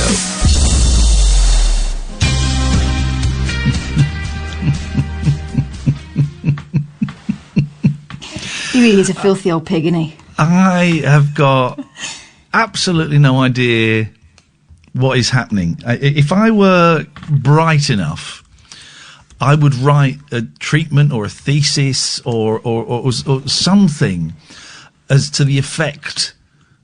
I don't know whether it's lockdown. I suppose lockdown is having on the average caller to late night radio, because it's changing massively. Part of it's probably coming from us because our attitude is slightly different, Catherine, because we're not in the studio, we're at home, and so there's always going to be a different vibe doing the show from home. Going to be a massively different vibe not having eye contact between us. Boy, oh boy, haven't we learned in the past month how important eye contact is between us, to kind of nod as to who's going to go running with a caller, and who, you know, your infamous hand when I get a bit too angry and you just raise your hand as if to say, all right, bring it down a bit. All these little things that we have are gone. But I do think the effect this is having on the callers is remarkable. Yeah, I saw something really wise on Twitter and I've retweeted it. This woman, Ashley C. Ford, it's incredible. She's saying, you are watching people go through withdrawal from the emotional addiction to the myth of certainty. In other words, people are freaking out because reality is paper thin. Certainty is paper thin, and it's all been thrown up in the air. Did you see a tweet I retweeted from The Onion? No. Oh, it was good. Sometimes The Onion is the most...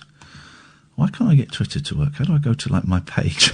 I can't go to my page on Twitter. Yeah, I'm having a weird thing at the moment where I can't get to mine very easily. Here we go. Sometimes The Onion, the satirical, like, comedy thing, it gets it spot on. And I saw my sister tweeted it and I retweeted it. This is such a great story. It's made up, right? But it's funny. Man not sure why he thought most psychologically taxing situation of his life would be the thing to make him more productive. New Haven, Connecticut. Admitting that a highly contagious, deadly pandemic had done little to stoke his creativity, local man Michael Ayers confided to reporters that he wasn't sure why he'd imagined the most stressful situation he'd ever experienced would be the thing that finally made him more productive. Quotes, despite my high hopes, the most devastating crisis of my life hasn't turned out to be the catalyst I needed to meet all of my long-held personal goals, said Ayres, who added that he had no idea what he was thinking when he told himself that being furloughed from his job and enduring a sustained period of emotional isolation would be just what he needed to start eating better, acquaint himself with world cinema, and get a jump start on the novel he'd always wanted to write.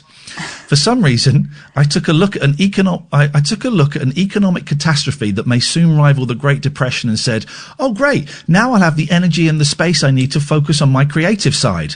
But I guess living with ever-present crushing uncertainty and the knowledge that people all around me are dying wasn't the stimulus I needed after all. At press time, Ayres had reportedly decided that, going forward, he would instead focus all his time and attention on feeling guilty about his lack of productivity. Isn't that brilliant? It's so... I'll retweet that again because it's so spot on. It just sums up everything. Absolutely everything. Yeah, what a massive letdown we all are. I had the most productive day I've had today. What did I do? I've sorted out some of when I moved in, there's some big pots in the garden and I've chucked 5 of them away. I changed the bed sheets. I did an AA meeting. What else did I do? I texted, because it was quite a productive day, actually. I picked the boys up. Clean sheets. Yeah. Oh, this is what I did. Oh, I've got a big box of cables. Loads of them. Oh, yeah, you tidied those up, didn't you? I tidied them up. I chucked half of them away. I have never felt so horny in my life. So horny. And then about 10 minutes later, I needed a cable. So I went to the box and I made a mess of it. But I'd still chucked half of the cables away. And I can now shut the cupboard door that cable box lives in. And I felt sexy. Good. It's mad, isn't it? I've got chargers for phones that I haven't had for 20 years. Yeah. And I have no idea why I've kept them just because I've got to do that. I chucked a phone away. I chucked a phone away that I bought a while ago. When I was trying to go back to a brick, I chucked that, loads of cables, and I had about a dozen of the same cables. So I chucked about 8 of them away. And then there was a big, I got rid of them, and it felt great. It felt great. Good. So that was and also some good news. I spoke to one of the carers at my mum's care home. The care home so far, touch wood, is coronavirus free, which is brilliant, and they're setting up video phone calls so I can WhatsApp my mum tomorrow. Me and the boys are going to WhatsApp mum at lunchtime, so I get to see her for the first time in, I guess, 5 weeks or something. Brilliant. Which is superb. I cannot wait. I'm thrilled. But also, what great timing. The boys are there. They'll be happy to speak to her. Yes. Oh, my eldest, when I said, oh, by the way, tomorrow we can phone up Nanny Linda and do a video chat, and he did that thing where he made a fist and he pulled it down, he pulled his elbow down, and I was like, yeah, all right, that's my boy. He rang that bell. Yes. And I was like, wicked, that's good. Let's do a couple more calls. Let's go to, they both begin with D. Let's go to Daniel first. He's been waiting the longest. Good evening, Daniel. Daniel. Oh. Okay, we'll come back to Daniel in a second. He can wait a little bit longer. Let's go to Dredge. Always go to Dredge first. You're right, and when will we learn? We never learn that lesson, Katherine. So, so I share my birthday today with Jack Nicholson. Oh, hang on a minute. We'll let you do the list in a second, but Katherine, that was a masterful play there from Dredge, wasn't it? It was subtle, yeah, it was beautiful. Wasn't it? Instead of phoning up and saying, hey, it's my birthday, could I get a shout out? Just dropped straight in there with who he's sharing it with. And the first cab off the rank, Mr. Jackelson Nicholson. I mean, well played, Dredge. Carry on, as you were. Charles Mingus, Bernie Clifton. He invented, if you don't know who Charles Mingus is, he invented Cunnimingus. Yes, carry on. I don't know what that means. I'll carry on. Dredge hates it when we get blue, but actually he has to acknowledge that was a very sophisticated blue joke. I didn't get it. So, John Waters... No, you don't get it. Well, he can't. That could be the problem. Yes. And finally, and by no means finally, Bernie Clifton. Ah, yeah. Bernie Clifton, star of the show. But I'm just waiting for my present from you. Nothing yet. No. I know for Jack Nicholson you got a photograph of Mike Nesmith to just remind him of those happy days. Yep. Or was that the Fonz? Then Charles Mingus, I know you've got him a book on how to play the double bass. Yes. Even though he's dead.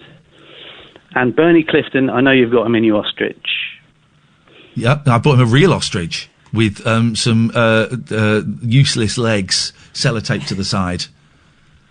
I mean, that is cruel. But yeah, nothing. Just still waiting on. We didn't get you anything. Still waiting on the. We didn't get you anything. Well, we did actually. We got you, and it came a little bit early. We got you a global pandemic. Happy birthday, my friend. Oh, and you mean all this is for me? Yes, it is. Enjoy. We thought you deserved a few weeks off and put your feet up. Oh, brilliant! How are you finding all this, John? Are you? I think that thing from The Onion is so spot on. You know, I thought, well, I'm going to learn a new language. I mean, I learned to play the mandolin yesterday, but I have yesterday. I did. I learned to play it yesterday. I can play some of the songs. So I can. You saw it, Kath. But my productivity has been very, very low. And I know that you're a creative. You do your podcasts and you do your comedy.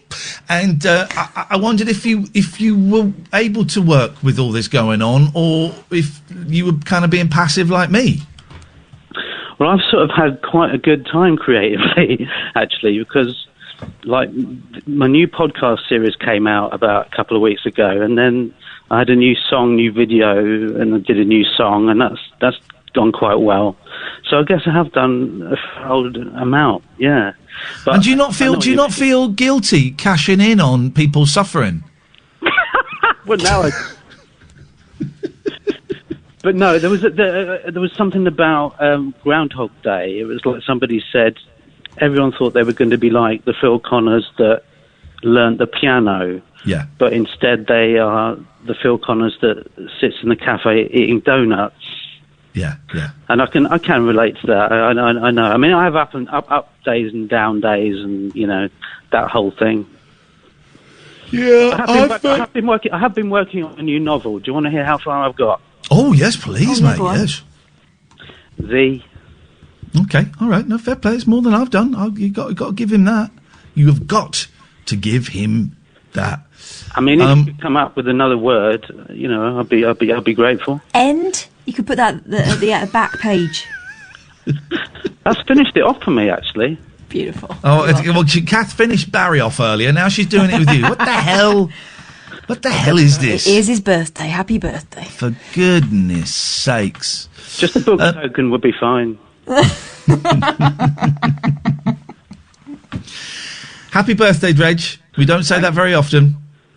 Well, only once a year. There we go. Thank you. Tutty bye. Let's try Daniel again. Daniel. Daniel.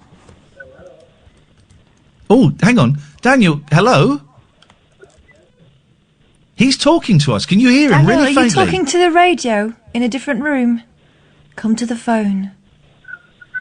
It's your time. He's talking to us. Hello, Daniel? Or is it Dredge? We can hear. Daniel, say the word 62. Did you hear that? Yes, he is. Where are you? Have you shrunk? This is like Most Haunted, but crap. Daniel, we can't hear you. I'm at home. Oh! Okay. Come to the phone, Daniel. But, I just want to say that I love Rainbow George. Rainbow George is... We'll give you his number. I saw him on YouTube. I think I can reach him because he writes in a newspaper, Yeah, okay. You're going to regret it. Why? I don't think he will. No, I think George might regret it. Hello? Hello? Yeah? Yes, what are you doing with your phone? The thing is, my landline is broken. Right. I have to call with my iPhone 7. Yeah. Your Is your iPhone 7 near your iPhone face? FaceTime, isn't it, then? No. Put, the little hole where... Oh. Yeah. Put that near your mouth. Is that better? Oh, it's so much better. Use it in the old-fashioned way. That's the way we like it. Mais nous pas parler français. Oui, je peux parler français, mais je t'écoute pas parce que tu n'as pas le téléphone dans la main. Oh, God. Tu n'écoutes pas, comme c'est ça. Tu n'écoutes pas. What is going on? I'm saying I do speak French, but I can't hear you because you haven't got your phone near your face. The thing is, I only have the iPhone 7, I've got an iPhone 6. I know where to put it. What has that got to do with the fact we can't hear you? How come? It's a very good phone. Well, the caller is not very good in that case. Is the phone next to your ear and mouth? This is a top microphone. There, boom. But I can put my very good headset if you want. No. Because the thing is, with Skype, I cannot reach people, But there's one thing called the silver line. Have you heard about the silver line? Yes, you're too young for the silver line. What are you doing? iPhone 9? Right. Thanks for your call, Daniel. I mean, Jesus. Let's go to Elaine. What the hell? Even by his standards, that was... Good evening, Elaine. Hello. Hello, Elaine. Hello, I have spoken to you before. Hello, Katherine. Hi, Elaine. Why is it so windy? Oh, I think you sing wonderful. You're absolutely wonderful. Here we go. Was it Minnie Riperton you sang? Oh, I did sing Minnie Riperton the other day, yes. Oh, it was absolutely stunning. Absolutely. Well done, girl. Anyway, I wanted to say you both dealt with sensitive issues extremely well. I don't know how you have, because from where I'm sat, I think people befriend you. Like Billy, was it Billy? 10 years. And they think you're the best friend and, what we got, where do we go? and it's a very sad situation, but it's not your problems. But I think you dealt with it. Oh, stunning. Extremely well. Thank you very much. Do you remember, Ian? I spoke to you about Al Green. Oh, didn't you go out with Al Green? No, not at all. Oh, no, I spoke to you and you asked me, did you turn into a reverend? And I said yes. Oh, yes, that was it. Where are you? Are you in a wind tunnel? No, I'm at home. Are you indoors? You're not indoors. Hang on, You're not. I've got the fan on. Right, Got the that fan might- on. Fan on. Oh, sorry. way. Got the fan on. It's quite warm. Is that better? That is so much better. Is that better? Yeah. That's wonderful, because now we can't hear the fan. I bet her hair was flying like Beyonce. I'm sorry about that. You asked, was he still alive? And, I don't know. I spoke to the chap. I said, don't disturb him. I said, but Al Green is still alive. He was born in 1946, Forest City. Can't remember now where it was, but I gave the information to the guy. And, it's still going. Yeah, it's still alive. Yes. Yeah. I can't remember what the place was, but it's in America anyway, obviously. Yeah. Good. But I did give the information as I got it. And, 80 something. Still going, still rocking, and still praising the Lord. Yeah, that's all we can. That's all we can ask for. It's all we can ask for. But, Katherine, forgive me for this. I'm going to sing 4 lines of Al Green's song because I think these people, for some reason, they're crying out to you, and they should be going somewhere else where there's resources to help them. Well, listen, they're welcome. They're welcome. Listen, the people are welcome to approach us and stuff. But if they're unhappy, with the suggestions that we give, I would like them to approach in a respectful manner. And if they are unhappy with the suggestions we give, it doesn't help if they then get angry that we're not giving them the suggestions that they want. We can only recommend and offer our strength and our suggestions and our experience. And if people aren't happy with that, then that's that. Oh, your words are lovely. I mean, love and, don't want you to die. And, I mean, good grief. These people are in such, their minds must be in such turmoil, and there's nothing to live for. Yeah. But they can't expect you and Katherine to give them something. What do? You give them something to live for. You program every night. And Right, that's why listen, they're so... We are late with the news. Oh, so, sorry, Elaine, do you darling. want to give me your Al Green? Give me your best Al Green, and then when you're done, Sam is just going to take us straight into the adverts and the news. Okay. Here we go. I'm so tired of being alone. I'm so tired of being on my own. Won't you help me? That was very good, wasn't it? That was beautiful. Late night, Iain Lee on Talk Radio.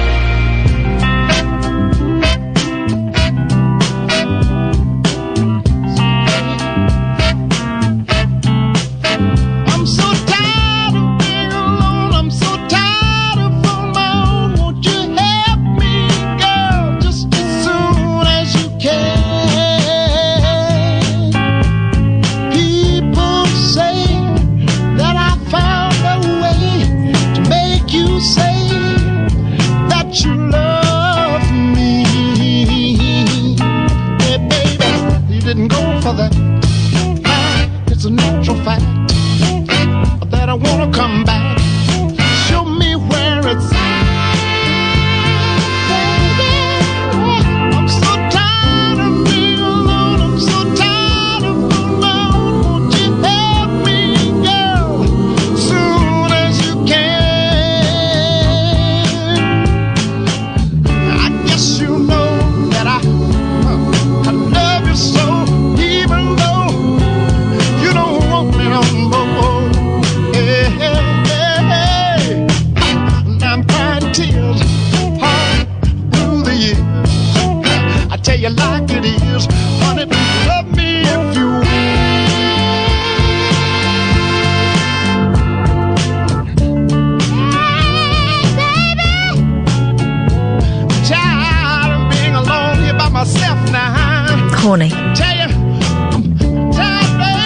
dirty pervert. You're a pervert. Nobody but you, baby. Catherine's a dick. Sometime I wonder. You can pack that in as soon as you like. Like you say you do.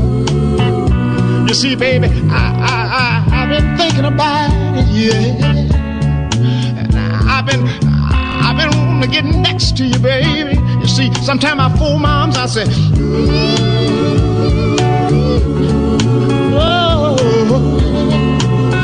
oh, baby. Needing you has proven to me to be my greatest dream, yeah.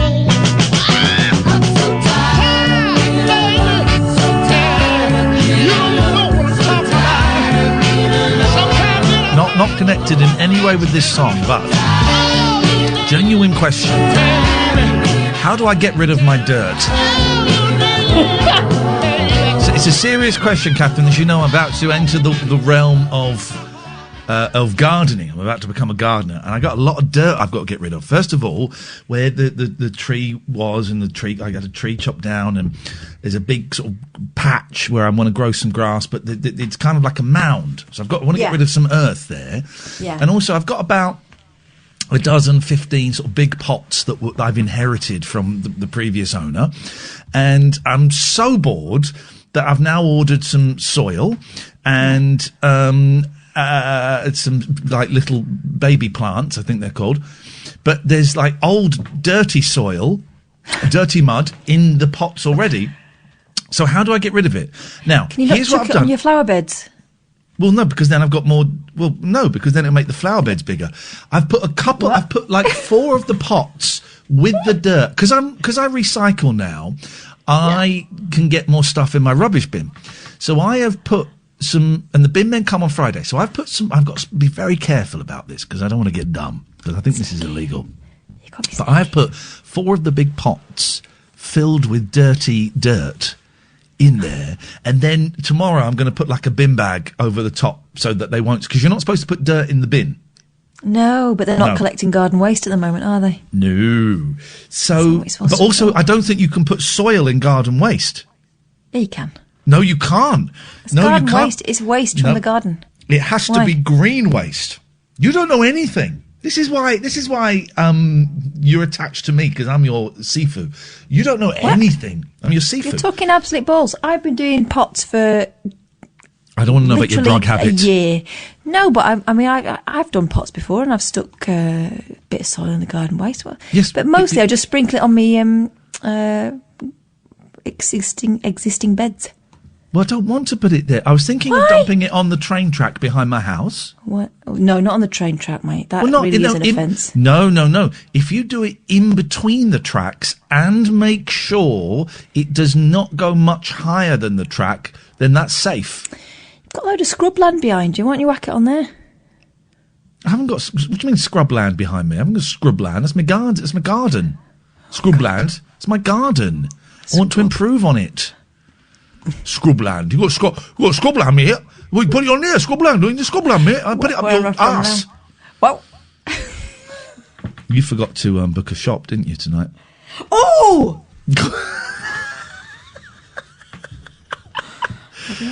I'm in the queue, but I've only just joined it. Always have the Tesco window open, Katherine.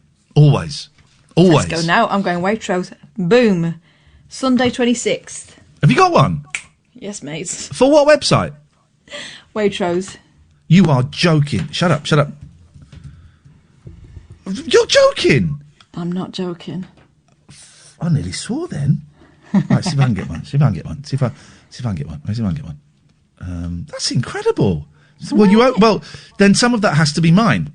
Okay. What do you want? Because I got it. I got it for you. I want to book a slot. All right, hang on a minute. Everyone just chill out. This is balls. Oh. I'm so tired of being alone. Fully booked. Unavailable. God, I wish I was old and vulnerable. Keep talking a minute because I need to go and get something. Unavailable. Why is it? Listen to her. Just because she's got a slot. I want a slot. I'm desperate for a slot. Love a slot so much.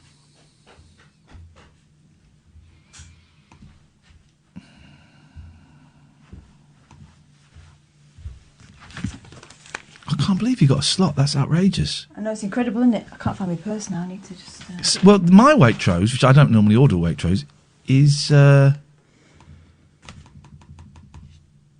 that's balls. Let me try Asda's. This is how bad things I've got. I'm trying the Asda online. I wish I was old and vulnerable. You are. Oh, cheeky cow, listen to her. She don't mind, does she? Hang on, I need to go and find my purse. Just a minute. Oh, Kath, don't want to be rude. We're actually doing a radio show, mate. There it is. Listen to her. I think that song has made Kath a little bit... Do you know? Hello? I've not used a handbag for about a month. See, you don't need all these things that we're told that we need, that actually we don't know. Even Asda's booked up. That's how desperate. See when you click and collect on Asda. Nope. What a world. What a world. What a disgusting, despicable world we live in. Thanks for reminding me, by the way, or I'd never remembered. I'm a good mate. Let's go excellent. To Jim the Dancer. Good evening, Jim. Hello? Jim. Oh, yeah, all right. Yeah, all right, Jim, how you doing? Yeah, not too bad. Yeah, all this virus stuff is a bit much, isn't it? How is it a bit much for you? In what way? Well, everything's shut down and everything. You know, you can't... I don't know how long it's going to go on for, but put it this way, it might be a nature thing, because if it weren't for that, we might get an earthquake or something. If it weren't for, what, the coronavirus? Yeah, well, if it's not the coronavirus, you know, I mean, it might be an act of God, you know, you might... I've heard people put forward the argument, it's not one I buy, but I've heard people put forward the argument that this is in some way Mother Nature trying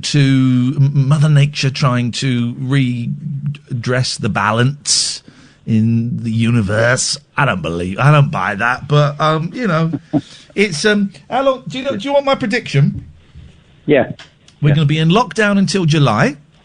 This is my prediction, and it's going to get. They'll have to lift it because it's going to get a little bit violent, and we will. I think this will be going on past Christmas. Not lockdown, but I get a feeling that we will not be. It will be recommended that we don't travel for Christmas. Oh dear. That's my prediction. It's built on nothing, on just me. You know, everyone is thinking, well, this will be done by June. I reckon we're going to have social distancing for the next 12 months at least. Oh no, it's terrible, isn't it? It's lousy. It's lousy. Yeah, it is. It's pretty crappy. It's pretty crappy. Yeah, very depressing. Yeah, very depressing. You struggling a bit then, Jim? Well, yeah, really. I mean, we're limited to what we can do now, aren't we? You know, and you can't really do anything anymore. You know. I have made peace with the lockdown, and I have come to realise it doesn't really change my life that much. I can't see my partner, and I, you know, there's small things I can't do, like I can't go out for lunch and stuff, but that's all right. I can't drive to work, which actually I prefer working from home. And I can't see my mates like Kath and Simon and you know, people like that. I can't see my friends. But it's just dawned on me in the last 3 days that actually the lockdown is not the problem for me. It's the plague that's sweeping the planet is the thing I'm scared of. The lockdown, actually, it's all right. It doesn't really impact my lifestyle that much. Yeah. And I wonder if, I mean, do you tend, when things are normal, do you tend to go out much and socialise much? Yes, I do. Yeah, quite a lot. You do. Okay. Well, then, yeah, that will, if that is your lifestyle, then that will definitely be. This will be having a negative impact on it, won't it? Yeah, that's correct. Yeah. Yeah. I just I just thought I'd tell you about the crow I've been building. I saw some of the pictures on your Facebook page, mate. It's insane. Yeah, I've started on the wings already, so it won't be long before I finished it. Don't fly too close to the sun. I don't think I'll get a chance to do anything with it, because people are not allowed to get together anymore. No, but keep it, and it will happen at some point. It's yeah. We'll get through this, man. We will get through this. Just going to be a bit. It's just going to be a while. It's going to be a while, but I'm looking forward to seeing you dance again when this is all done. Yeah. Okay, then. Yeah. Nice one, mate. All right. See you later on. Take care. Okay. All the best. Bye, Jim. Bye. Bye, Jim. Thank you, mate. Bye bye. Bye. 0344 499 1000 is the telephone number if you want to give us a call. I love being able to. I can block people that text and tweet the studio. No, I can't block them, permanently, but for 24 hours, and it's just wonderful. Yeah. As soon as they pop up, bang, you're gone. Bang, you're gone. It's they'll carry on messaging and stuff like that, and that's fine. But it just means that I don't get to see them. Julia won't get to see them. Mike won't get to see them, and then midnight. It's like popping a little tomorrow, bucket on their head, so they can shout as much as they like, but no one hears it. Exactly. So everybody is happy. Right. For the first time tonight, the phones are empty. So we'll take a little break, then we'll have a little chitty chat, Katherine. If you do want to give us a call, dear listener, now is the time. I feel I've kind of dominated the show a little bit, so I'll shut up and let Katherine read a chapter from her autobiography. 0344 499 1000. This, dear listener, is Talk Radio. Late night, Iain Lee on Talk Radio. 0344 499 1000. Sonny, I'm very, very tired. My first day of homeschooling tomorrow. I've got a 10 and an 8-year-old. The 10-year-old, pretty self-sufficient. Kind of just sits down, logs in and does it and is away. Apparently the 8-year-old's work, it's not because he's dim, it's because the way the work is set for them, significantly more hands-on for the parent. And there's quite a bit of work. And I ain't spending all day doing it. It's that weird kind of thing. How do I phrase this? I'm grateful for homeschooling. I'm grateful that work is being set, and this school is doing a really good job. And there's a couple of opportunities in the day to actually join a virtual classroom for about 10-15 minutes, so they get to see their friends, which is great. And I think some of the teachers have even made some videos and things to help with the lessons. But it's quite hard work for an 8-year-old, and they need someone sat next to them the whole time to explain it to them and go through it. And I'm trying to phrase this carefully, but someone will have a pop, and actually I don't care. I think it's unfair. I think it's unfair on the kids, and I also think it's unfair on the parents, because I've got loads of stuff to do, but I'm going to get up earlier than I would do. I'm not going to get to sleep till about 2:30, and I'll be up probably about 7:30, 8, and then I've got to teach a whole day's, or certainly be on hand to offer assistance for a whole day's thing. It's my kid. I'm glad to do it. I'm proud to do it. Of course I am. But I'm just worried of the pressure that it puts on them, and the pressure that it puts on parents, because guess what? I'm working tomorrow. I've got to do a radio show. And if I've spent all day teaching, I'm going to be knackered. I'm going to be tired of talking. My brain is not going to be as laser sharp as it has been. And it's going to be a lackluster show. And and I sort of had I had words about it earlier on with someone. We fundamentally disagreed on how it should proceed, and so we'll see how it goes tomorrow. But also, I don't want my son to get accused of, well, why didn't you do all of this work? Why did you not do this? And I don't know. I'm dreading it a little bit, to be honest. It won't be as bad as you're thinking, but I know what you mean. No, it won't be. It won't be. It'll be tiring, and it's only for 2 days a week. My ex is doing 3 days a week. It's only for 2 days a week. I'm kind of. Yeah. I mean, I appreciate the fact that I say this as someone who's, the girl's dad is taking the strain most of the mornings, and But they sort of start with Joe Wicks and do that every day. They're going to end up with 6-packs by the time this is over, we've told them. And then, you know, they get into their schoolwork and stuff, and it's just, you know... Actually, they've been looking forward to the routine. We had 2 weeks off for Easter, where they didn't really do anything. And I think they quite like the fact that now there's some certainty and some, you know, they're doing some bits and bobs. They're not overly crazy about some elements of it, like math and that, but actually when they get into it... It's the teachers have done their best to make it as fun as possible. But I know what you mean, and part of me thinks I'm not leaning on them very heavily, to be honest, to get loads and loads done in a day. It's just to sort of keep them ticking over. No, I'm not. I'm not.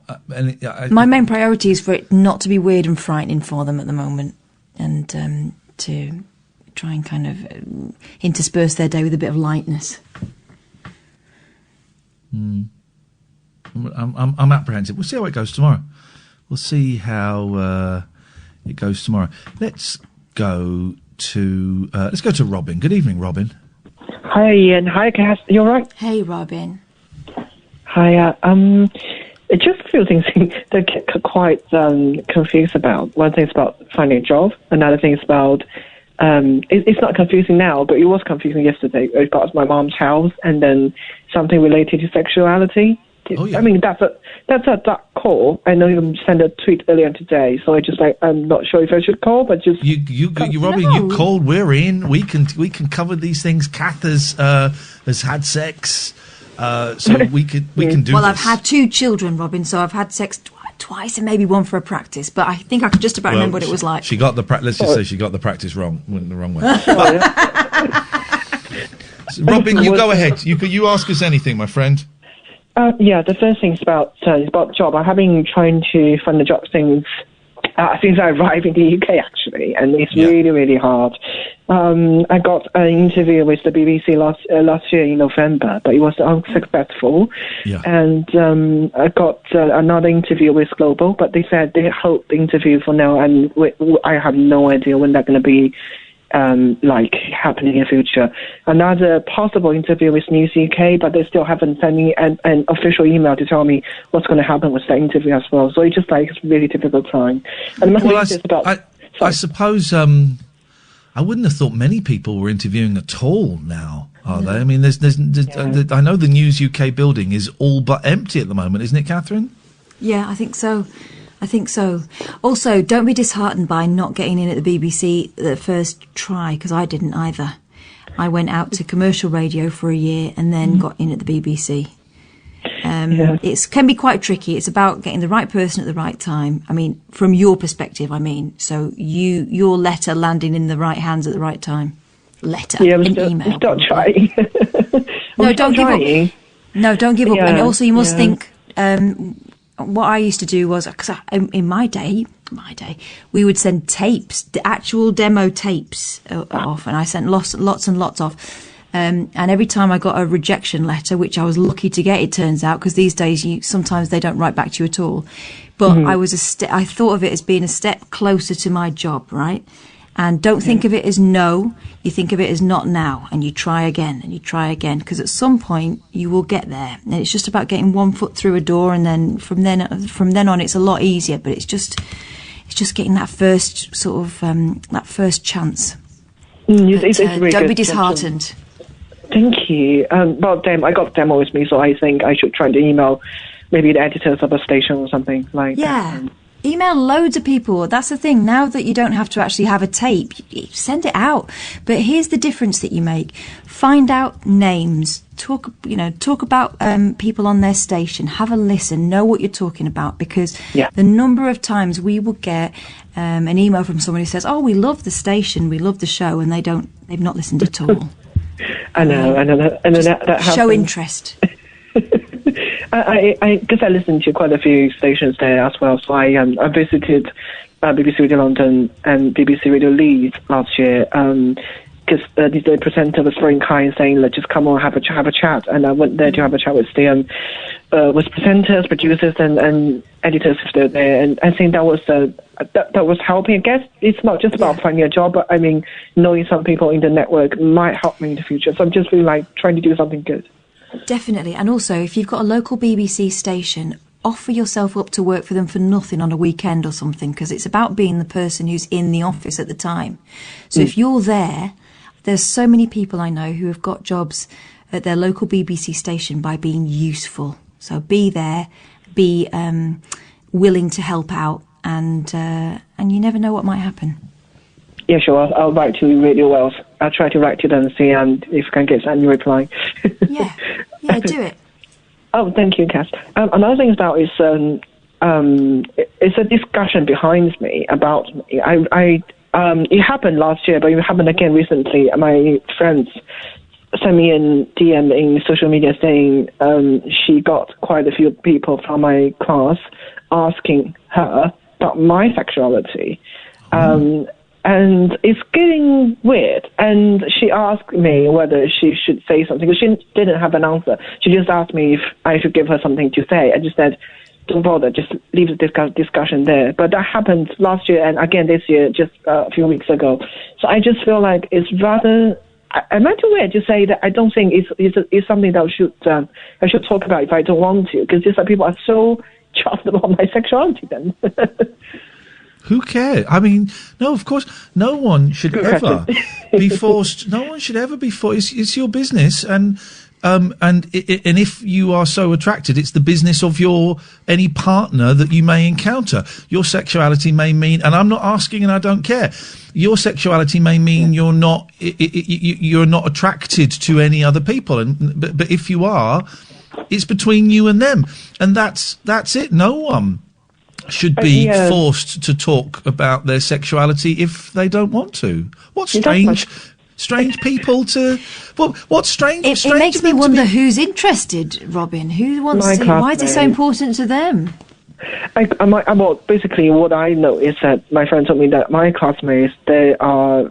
I think she told me so many girls and asking her about my sexuality, and it's not just one or two. And she said it's at least 5 or 6 from a small class, which is, I mean, I don't like that types of conversation behind me about me. I think it's just not right. But I can't do anything because I have to pretend I don't know, because they didn't ask me directly. So I just feel uncomfortable, but I don't know what I can do. Why do you feel uncomfortable? Because there are people talking about you, something private behind your back. Yeah, that's exactly the point. Why does that make you uncomfortable? I'm not really feeling upset or anything. It's just like when I know the discussion around that behind me, I feel like if they come to me, I'd rather have something for them possibly, or just say, no, I don't want to tell you. But to choose not to ask me, it makes me feel like it doesn't sound like they're caring about me. It just sounds like they're having gossip. Nosy. It sounds like gossip. Yeah. Yes, it sounds like gossip. Gossip. I don't think I've ever asked a friend of mine. I've never felt compelled to do that. Not even when I was a student, and it was all about, I remember what it was like at university. It was like a, non-stop kind of fashion parade. You were looking at who you fancied and who you didn't. That is kind of on your mind a lot more when you're that age. But I never felt compelled to. What is it to them?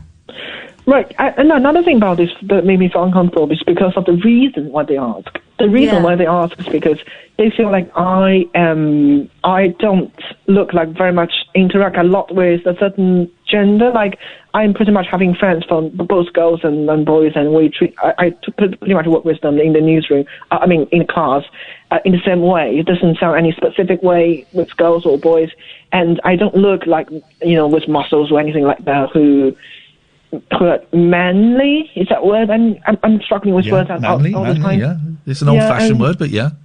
Yeah, and I don't play like certain types of computer games that boys would like to play.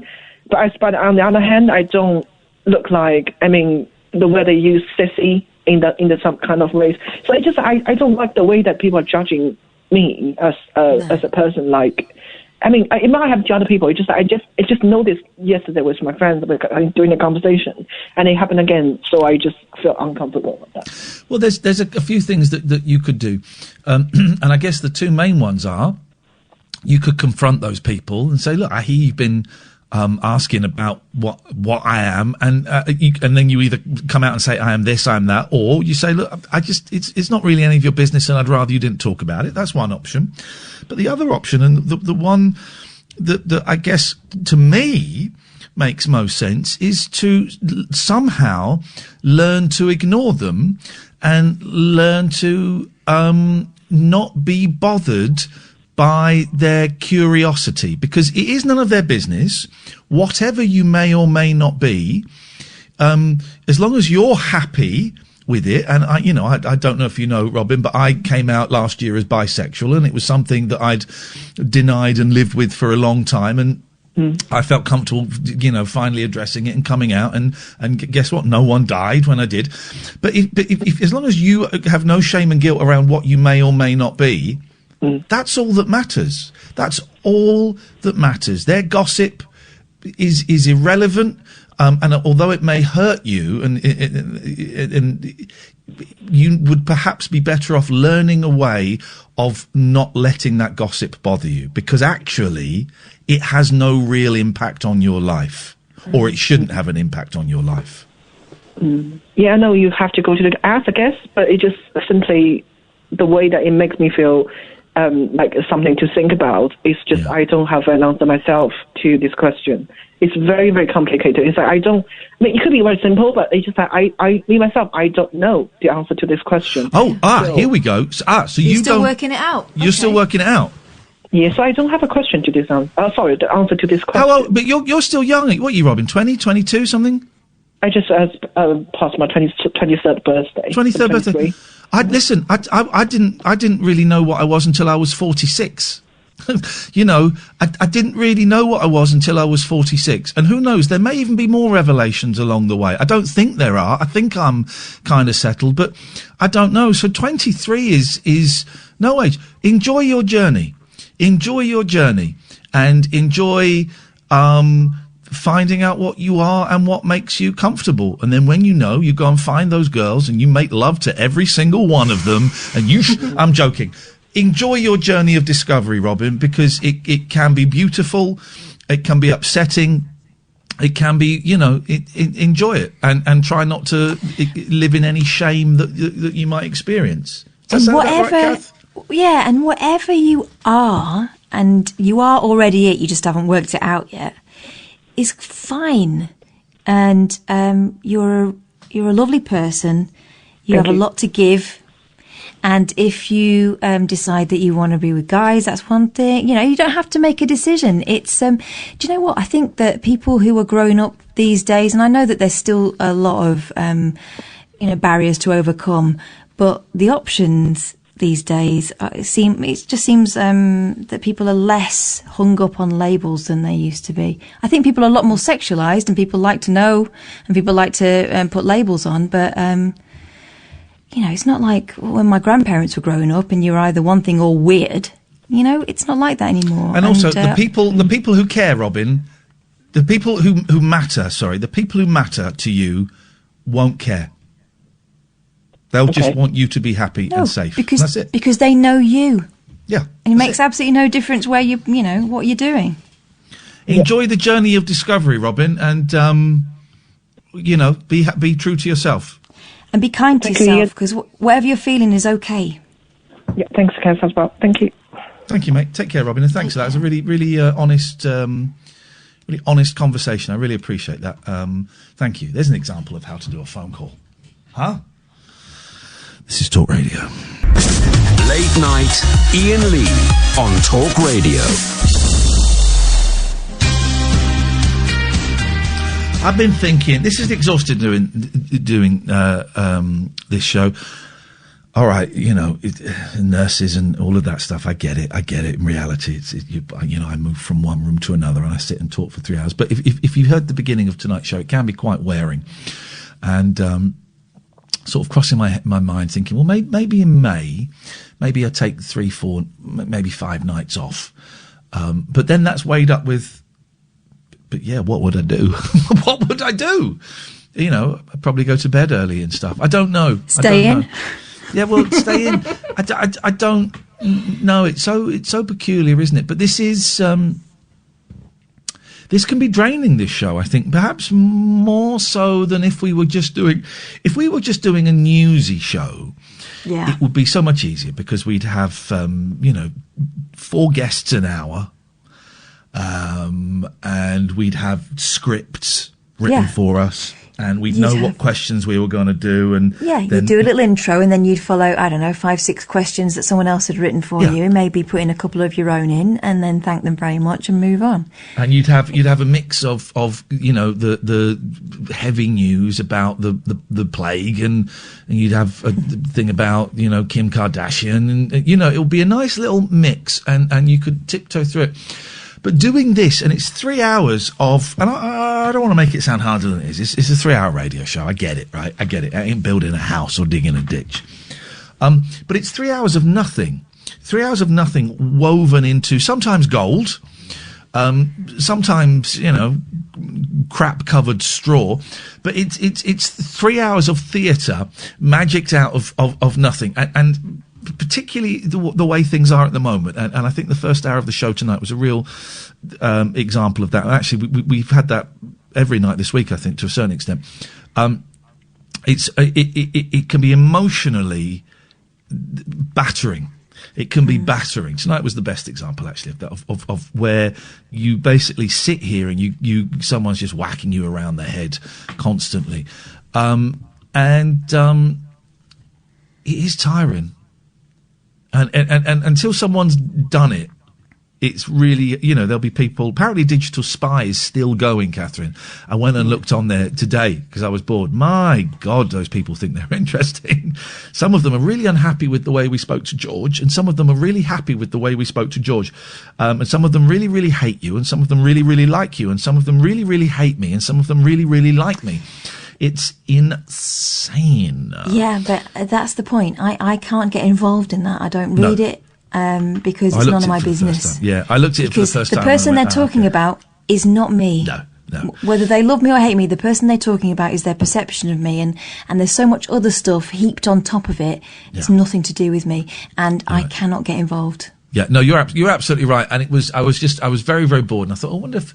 I haven't looked at it for ages. If that's still going, yes, okay, right. I see. Here's the thing. Isn't it strange to spend so much time thinking about something you really do not enjoy? Yeah, and listening. They're obviously listening. And I know there are a couple of nice people on there that post and kind of defend the show, and I appreciate it. It's unnecessary, but I appreciate it. I don't think that whole site. It's not really about the stations that they're talking about. No, but there will be people. I guarantee there'll be people posting on it tomorrow when they've heard this, going, "God, he thinks he's tired just doing a 3-hour show. My God, he should get a real job." And I get it. But I never forget. I tweeted ages ago. I was going to say, well, how about they try doing a job where it gets turned over by people that don't know them, and they get slagged off no matter what they do. I remember tweeting ages ago. Apropos nothing, this was like 5 years ago. God, I'm so tired.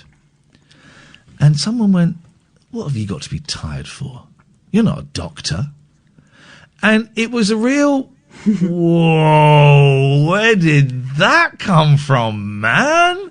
That person, by the way, was not a doctor either. No, and I was like, yeah, I'm not a doctor, but I'm still allowed to be tired. And it was insane. And there is that kind of that attitude, which is why I've been very careful recently in couching when I talk about how perhaps I'm enjoying lockdown and I'm not finding it too difficult, couching but I know that we're lucky and we're working and we're getting paid and we can pay our bills and I've got a really nice house and I have and I'm stopping putting that in quite as much, that little caveat in quite as much, if at all, because I don't need to. I don't need to apologise for the success or failure that I have achieved in my life. That's how my life has worked out, and I am very, very grateful. And if people think I'm not grateful, well, then you don't know me, and you don't know how poor I was when I was a kid growing up on a council estate. You don't know, so I don't need to justify and apologise every time for doing all right. You're right, and the people that you're trying to appease with that don't want to be appeased. No. They'll find something else. Because, you know, as far as they're concerned, we're living in mansions and we've got, you know, servants. I think someone picked me up on the fact that I've got a cleaner. Well, I've got a cleaner because otherwise my house would be, I mean, I don't need to justify it. There's plenty of people who've got cleaners. It's really common for me. It's really common for people to have cleaners nowadays. You know, it's not a thing. It's not a thing. I don't sit there and order her around. You know, it's not like that at all. Clean my beanhole. I'm not. You know, I can. You know, it's just something that I can. One other thing I can. It's something I can hand over, and it makes my life slightly easier. Yeah. And most all the other stuff that you have no idea about. You have no idea about. There's a couple of times that I've apologised for stuff like that. And a couple of people have rightfully on Twitter said, Ian, you can stop apologising for that if you want. You don't need to apologise for having reached that place in your life. You know, we get it. And you know what it is? I wonder whether it's the fact that we have come from, you know, I was the first person in my family to go to university. We feel like that we have to say... You know what I mean? We feel like this isn't for the likes of us, and we have to sort of tell people we didn't come from this and feel guilty about it. You know, people like, you know, the Johnsons, etc. So what? They don't even think about it, and if people don't get it, they don't care. Yeah. It's just got kind of middle class guilt. Anyway, I'm tired, and I'm going to be up early teaching French. Yeah, but you're not a doctor. This is Talk Radio. Late night, Iain Lee on Talk Radio. Yeah, pretty mama now, making love in the afternoon right now. Let's go to Alistair. Good evening, Alistair. Evening, Katherine. Evening, Iain. Evening, Alistair. Heavy show at first hour, wasn't it? Wasn't it? I don't know for what it's worth. I suggest that bloke needs to tackle his alcohol first, and then his other things might fall into place. But maybe I don't know. I've been doing the last couple of days. I've done 2 meetings a day. I did one today. I did 2 meetings Monday, 2 meetings on Tuesday, and I can't do it for the next couple of days because I've got the boys. But I found a nice little 9 a.m. meeting, and I tend to wake up at about 8:30. So I've been able to get up, have a quick coffee, and then sit down and do a Zoom meeting where it's kind of focused on gratitude. And it's nice. It's a nice little community, and it's been setting me up for the day, Alistair. Mm-hmm. You're very, very good, because at the moment I'm struggling to motivate myself to do things. So today I've done nothing except... I did go to the shop and get some coffee. But that's all right. That's all right. I don't know if you heard me reading the spoof news story from The Onion earlier on about, you know, Guy thought global pandemic would be a great chance to spark his, what's the word I'm looking for? Creativity. And about how, you know, this is a really horrible time, and actually it's okay to be scared and to do nothing. That's okay. Yeah. I just happen to have had a run of a few days where I've been comparatively productive. Tomorrow, I'm cleaning the bathroom and I'm making a chili con carne. So, you know, it's a big day in the Lee household tomorrow. I saw your picture with your hoe in the earth. That was good. Well, what? Didn't you have, or somebody No. to the picture, maybe connected to you, because you had that patch that you were going to garden, I think. Yeah. I haven't posted any pictures of any hoes, Oh, that but must have been somebody else then. I've bought a special rake for raking that bit of the earth. That hasn't arrived yet. But when it comes, I've got that. I've got a hose coming. I've got soil for my pots. I've got some baby plants. I'm bloody Alan Titmarsh. But not quite as right-wing and as obnoxious. You'll have a water feature before you know it. Excellent. Yeah, man. Yes, Can I play that game, please? Ask me really nicely. Please, Ian. That means something quite different in my household. Play that game. Right, you can do. Pick a category. We've got world, person, random, nature, object or action. Objects, please. Objects. Okay, all right. Okay, you ready? Yep. Time starts now. You drop one, a Yule time. It's a tree. When you cut it down, it's a... Bauble. Say that again? Bauble. No. 3 letters, a Yule time. It's like a chocolate cake. If you go to the toilet and you do a poo, you drop and it's if you chop down a tree, you get this big bit of wood and you put it on the fire. Log. There we go. You sit underneath it. It's hot and it tans you. Sunbed. Oh, it was a sun lamp. I'm afraid, Alistair. What is? Because here's the thing.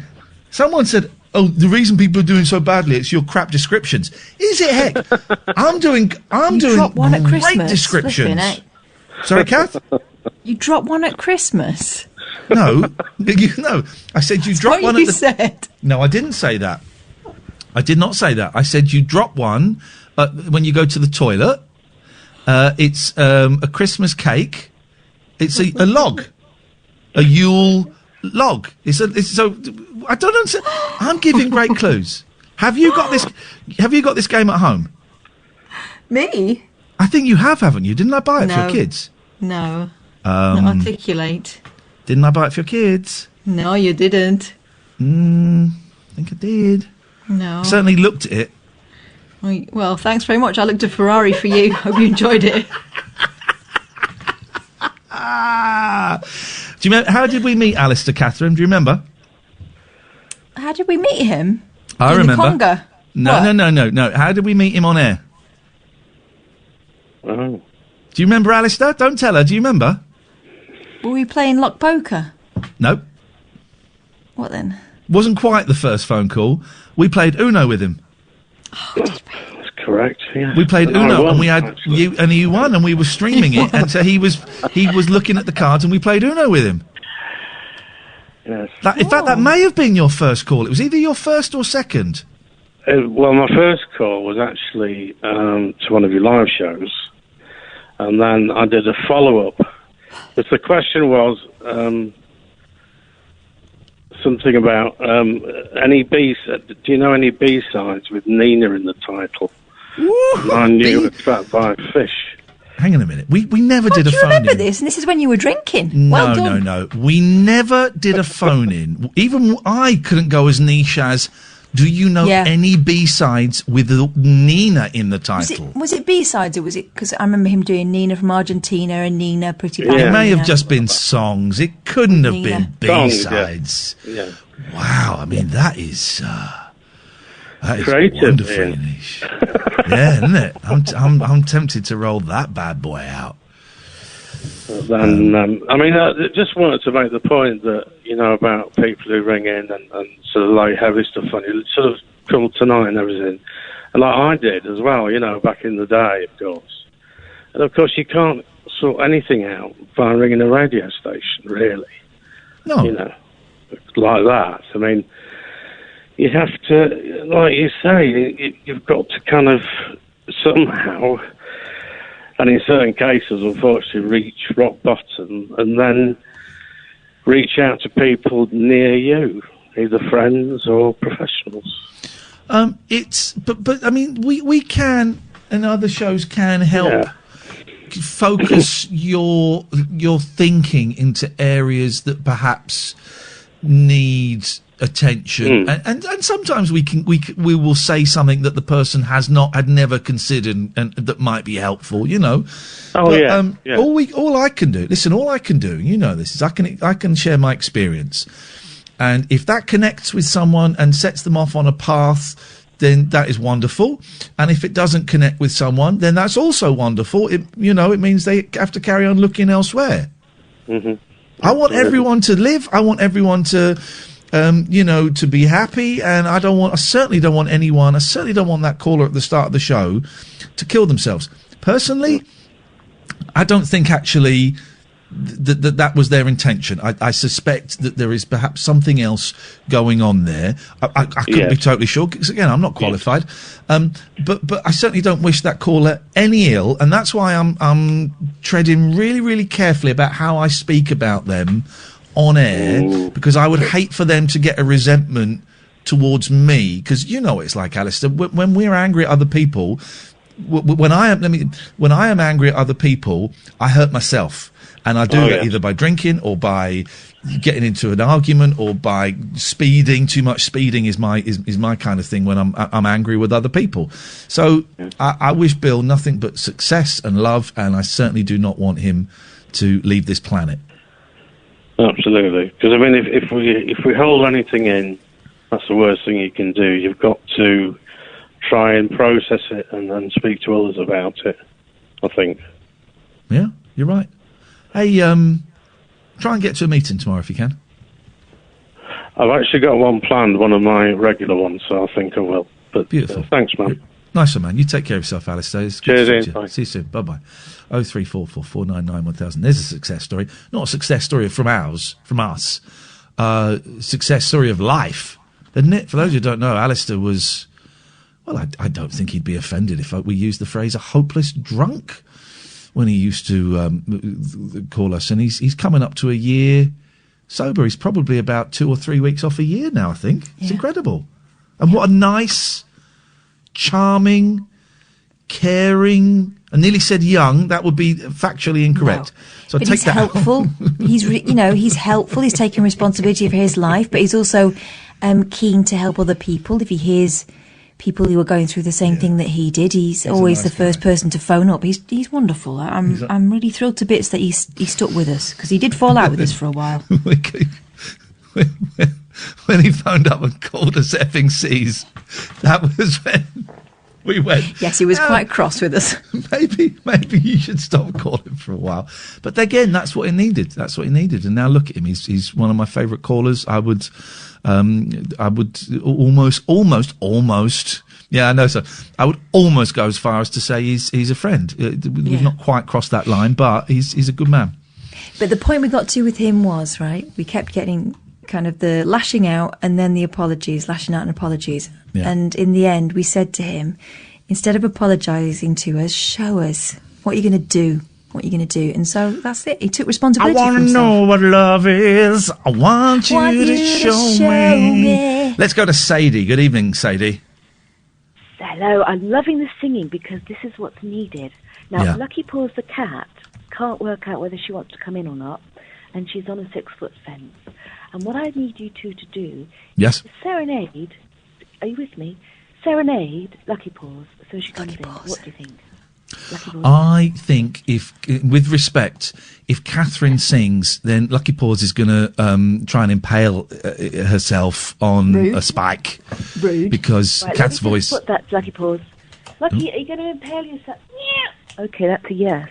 Oh, I don't okay, believe yeah. there's a cat there. There is a cat there. I'm also worried that you've got a cat called Lucky. I got a cat called Lucky. Lucky Paws. Well, it's Lucky Paws. She turned up 2 years ago, starving, and moved in. Then I didn't know what her name was. I took her to the vet, and they said, "Oh yeah, she's 13, but we can't tell you her name." And her owners don't want her. So do you want her? And I said, "Yeah." Her owners don't want her? How could they? Yeah, they microchipped her, and then the vet tried to contact her owners, and nothing happened. So Lucky Paws is what she became called. But she's Oh, probably no, poor baby. Or poor old lady. Yeah, well, she is an old lady, but if you sing to her, she'll come in. Lucky Paws come into the house. Sadie's crazy lady. She's probably drunk on love tonight. Okay, Does that work? Can you try Love Cat? No, how about the Love Cats by The Cure? For God's sake, no, what is this? What do you think I'm a Jew? Hang on a second. Stay there. I got something. Nigel? Yes? We've only got about a minute. Could you sing to Lucky Paws, please? That's a cat, isn't it? It's a cat, yes. Apparently. I was just saying, I miss you, I miss your smile, and I may shed a tear every once in a while. And even though it's just now, she's in. She's in it. What, Nigel? It works. Yeah. I miss you, sha-la-la. I miss you, meow, meow, meow. Sadie, thank you. She is in. We saved the day. Nigel, you did it, Nigel. Yes, do you know, have you heard of Lester Ferguson, the singer? No. Oh, Tina St. Clair. Are you just making up names from Viz? The list of people I used to play drums with. Lee Stevens, that was on the telly. Okay. You must have heard it. I'm sure you know Lee Stevens. Honestly, I don't. Let me Google him. He used to do the things like Bob Monkhouse. Hang on a second. Let me ask Daryl. Daryl's coming up next. Daryl, do you know Lee Stevens, the singer? The entertainer, Lee Stevens. Yeah, let me ask. Hang on, Daryl, do you know him? Hello? Do you know Lee Stevens? Oh, hello. Am I on? Yes, you are on. This is our modern, ironic take on the handover. I couldn't hear you there for a moment. Now I can, but I listening heard... to bloody LBC there. Traitor. Do you know Lee Stevens, the entertainer? Oh yeah, Lee. No, he knows him, Nigel. No, I don't know that. It's quite a well-known name. Not by anybody. On TV, not by anybody involved in this conversation. So 75% of the people in this conversation do not know him. Oh, I wonder why that is, because I've seen him on TV lots of times. He's someone I played the drums for years ago. Okay. Nigel, listen, we have to... Listen, Nigel, thank you very much indeed. You can't... We've told you that you cannot... Those words... Did you press the dump button, Sam? Yeah, I got it. Then I don't need to really go any... the last 40 seconds of the show, I'm not getting involved in that. Daryl! Deary me. My turn. Oh God! Normally I would now get embarrassed and apologise, but God, the show we've had tonight, that is not the worst thing that's been said on the air. So that says it. You've done well. 20. We got 20 seconds, 15 seconds, Darren. What's coming up on your show tonight? 15 seconds. Is it even worth me starting? I don't know. Do you know what? It's not. Be quiet, boy. Okay. It is. Thank you, Sam. Thank you, Katherine. We'll be back tonight at 10. Stay tuned. Darren Morris is coming up next. This is Talk Radio. Talk Radio.